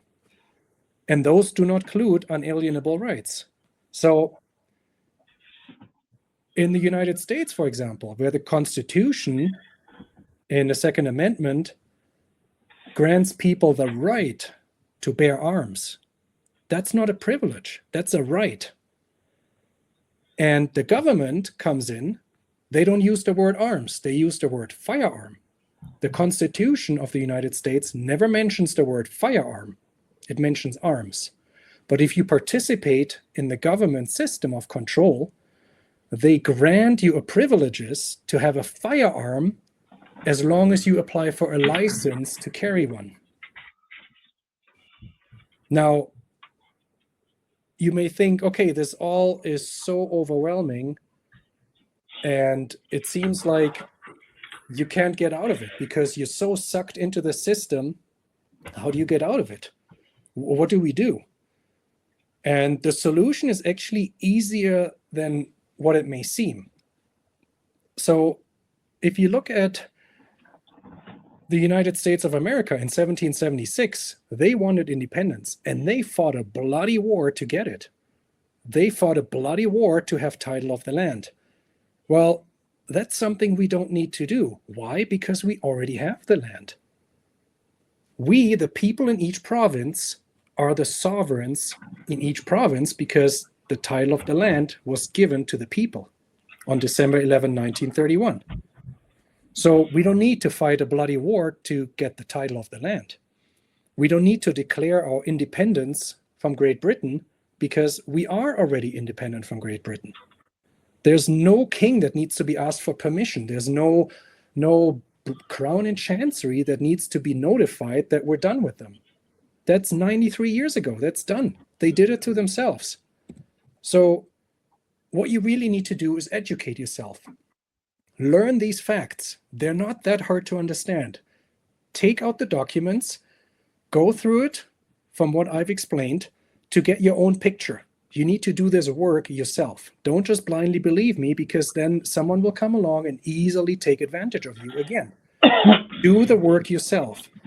See where the trickery was done. See where the fraud happened so you can break this pattern, break this mind manipulation.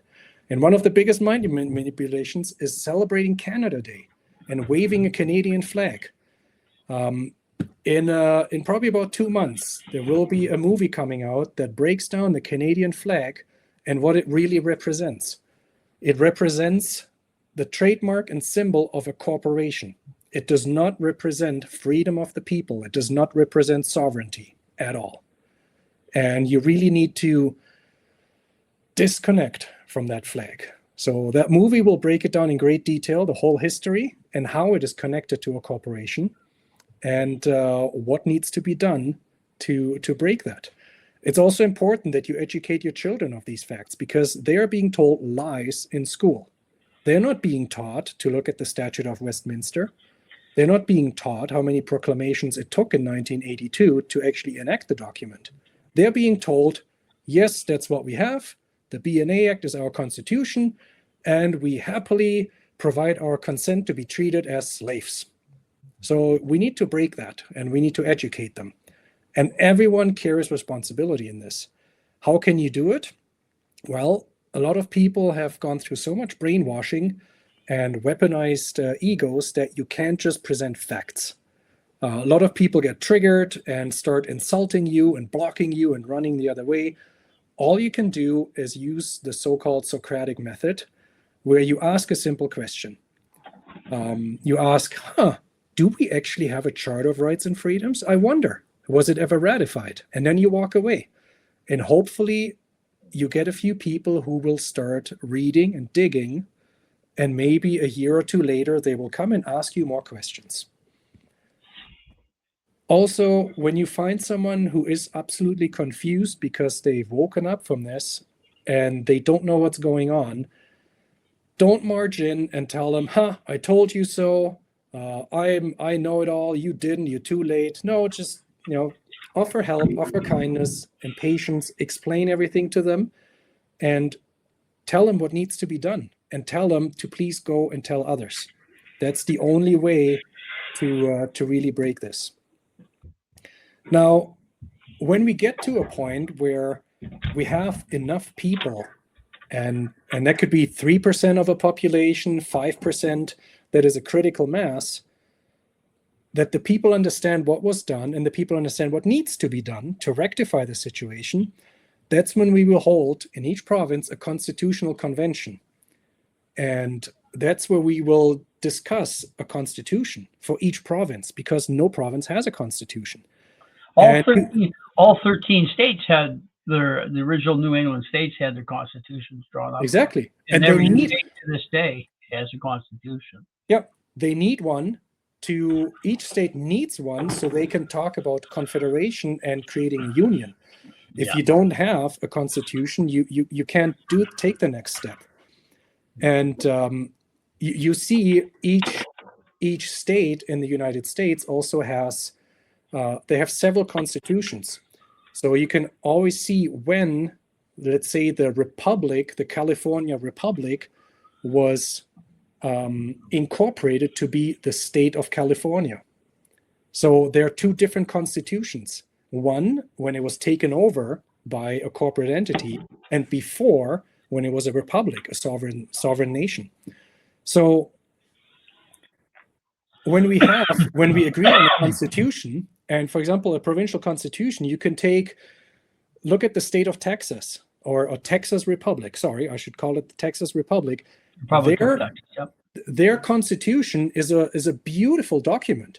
We can take that one as a template and modify it or add on to it whatever we want, let's say in Alberta. And then that gets voted on by people to ratify it as a constitution. So once that is done, that's when you then elect delegates to form a government, a legal government, de jure government. Exactly. Yeah. And it's, people might say, well, that sounds kind of crazy because you can't just break down everything we have. That's anarchy. That would be chaos. Yes, I agree. And the way we would approach this is to have a limited period of time where we have a transitional period. Let's say we set it to a year, 2, 3 years, where we would say, okay, we're not just going to break everything down, but we're going to declare from the start who is legitimate, who isn't. Yep. We will give a certain time period where we say, okay, you will remain in that position, but under the control of the people. And we will take that time to then discuss, okay, we need to definitely reduce the size of government and regulation. Let's bring it down. Which parts do we want to keep? Which parts do we want to abolish? How do we run it? So that's a time period where we transition to the new system. Now, that said, all of this needs to be done without any corporations of any kind. So if somebody comes along and says, hey, I'm a lawyer and I really know everything about constitutions, why don't I take this on and I'll write it for you? That's where everyone should almost pull out their guns and say, get the hell out of here. Yeah. You can join this discussion as a living man or a living woman, but your title as lawyer is null and void because you're not part of the law of the land. You can go to your bar with your little bar card and practice being an attorney, but that is all corporate domain. That is shit that doesn't work for the people. So really, it needs to be the people. And if we wanted to take any constitutional experts to have some guidance, not the ones who make the decisions, but maybe guide people, it would have to be independent. It would have to be, I don't know, maybe some constitutional experts from a few states of the United States of America, and maybe in connection with their sheriff departments, use them as experts to help us come up with the constitution. But they wouldn't have a say in it. So that's really important. No corporate entity can have any say in this. Would you like to stop the screen? Oh, okay. So once each province has a constitution and seated a government, that's the time when all provinces can then hold a convention to see if they want to federate into one country. But they don't have to. It could be that only Alberta, BC, and the Northwest Territories confederate into one area, but Saskatchewan, Manitoba remain independent. That's totally fine.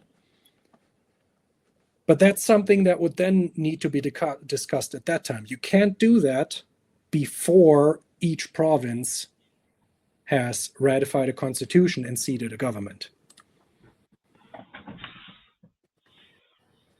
And to sum it all up, we basically have been living under tyranny as slaves through consent. It's all illegitimate. It has been there for over 93 years. It has stolen so much money, so much value. Wow. It has cost people's lives. People have fought in wars that they should have never fought. Now, one other thing to bring in is people think we have a Canadian military. No, we don't.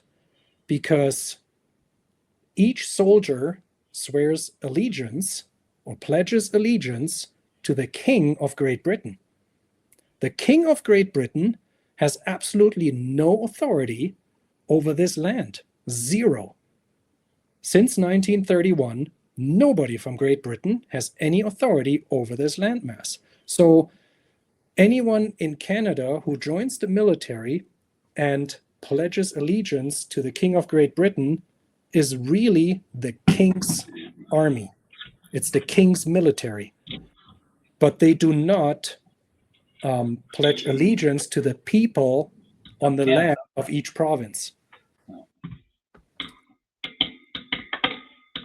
Waving and displaying the Canadian flag is absolutely not a symbol of freedom and free spirit. It is the symbol and trademark of a corporation. And that will be shown in the upcoming documentary film. So when you wave this flag with the maple leaf, you are basically telling the corporation, hey, I stand with you. I submit myself to your laws, and I will abide by your laws. And I will sum it up now within a minute. That is the reason why Trudeau was able to invoke the Emergencies Act and beat people up. Because it is the same thing as if someone who's employed by a company, a corporation, goes into the office, naked, drunk, pisses on people's desks, starts misbehaving, calling the CEO names, and destroys property. The CEO will tell the person, hey, can you please stop what you're doing and leave? You're not welcome here. And if he doesn't leave, he will be removed with force. He will be fired and removed from the building with force, and he will be sued. So when in Ottawa, people showed up on Parliament Hill blocking everything and asking Trudeau to stop what he's doing and resign, they were waving the Canadian flag. So they were telling Trudeau, hey, we stand with you because we are waving the symbol and trademark of your corporation. And pull up a Dun & Bradstreet report for Government of Canada. You will see it is a corporation, a registered corporation. So this flag is owned by the corporation. It is not owned by the people. I will show that in my documentary film that's coming up. So what the people should have done is show up in Ottawa with the flag of parley, a white flag that not is a flag of surrender, but a flag of, hey, let's talk. It's a flag where you would show up on Parliament Hill, you put a table and chairs on either side with a flag on each side of the table, and you invite the Prime Minister to come down and talk. That's an offer of peace and talk to surrender.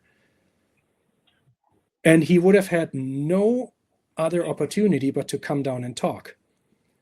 Now, of course, the court, I think earlier this year, where federal court said, oh, Trudeau invoking the Emergencies Act was wrong because it violated the charter rights. So the court, that's part of the corporation, gave the people a little crumb. Yes, you are right, because it violated the charter. Well, go back and think. For one, the charter was never ratified. But two, if it was, it says it applies to government. It doesn't apply to people. But again, the people just run the other way, screaming, yes, we won, the court says so. And I'm thinking, no, you didn't win anything. The court just made a bullshit decision to make sure that you stay trapped in the illusion and you don't start digging. That's all it is. Amazing, eh? Yeah. Still, we're at a point where a lot of people don't want to hear the truth. People have questions and people think, oh, Pierre is going to save us all. We vote for Pierre. Well, you're just part of the problem, because you think every 4 years you vote for the other guy. Well, once you figure out that no matter who you vote for, they all work for the same foreign corporation, they're all limbs of the same beast. It doesn't matter who you vote for. You will never get out of this by voting. No. So I hate to say it, and I wouldn't want to see it, but I think a lot of people sadly have to really suffer immensely at the hand of communism, because that's the only way to wake them up. They have to lose everything they have. They have to feel pain so that they're willing to come and say, I can't do this anymore. I need help. And that's when they're willing to actually listen and learn. Yeah. And then have the will to change, and their weaponized ego gets broken. And I like this quote that says, nothing can stop what is coming, because it can't. You look at other countries, I think the United States, or the corporation United States, is the first one that has to fall. If that domino falls, every other one is going to fall. Yeah. And here we definitely have more work to do compared to the United States, because the patriotism is not here. The understanding of sovereignty is not here. And I'm not blaming people. It's because they've been brainwashed. They've been mind manipulated. No. But there's work to do. Everyone can help. It's not something where people just sit and someone will do it for them. No, everyone has to work, and there's something that everyone can do. Some people have approached me and said, well, then truly this land should all belong just to the indigenous people and nobody else. And while someone could make a case for that, if you go back far enough, well, you can't just come and kick over 20 million people off this landmass and say, go to hell. It's not your land. I think that's where we really need to set those things aside, realize that all of us have gotten screwed. Well, not all of us, because obviously judges and attorneys and government, they're in on it. So those are the ones who need to be held accountable. But the people that I'm talking about, the people who have unknowingly consented to this and have been lied to, we all got played. And for the very first time on this landmass, for the very first time, everyone has a seat at the table. From the start, the indigenous people didn't have a seat at the table. They were overrun by the British and by the French, and then they got really badly treated by the British. And they never had a seat at the table. Now they do. And everyone should be invited to participate in how we can really make this an amazing place. Wow. Big job. And I love this quote by R. Buckminster Fuller is, you never change things by fighting the existing reality. And that's what we're trying to do. You can't.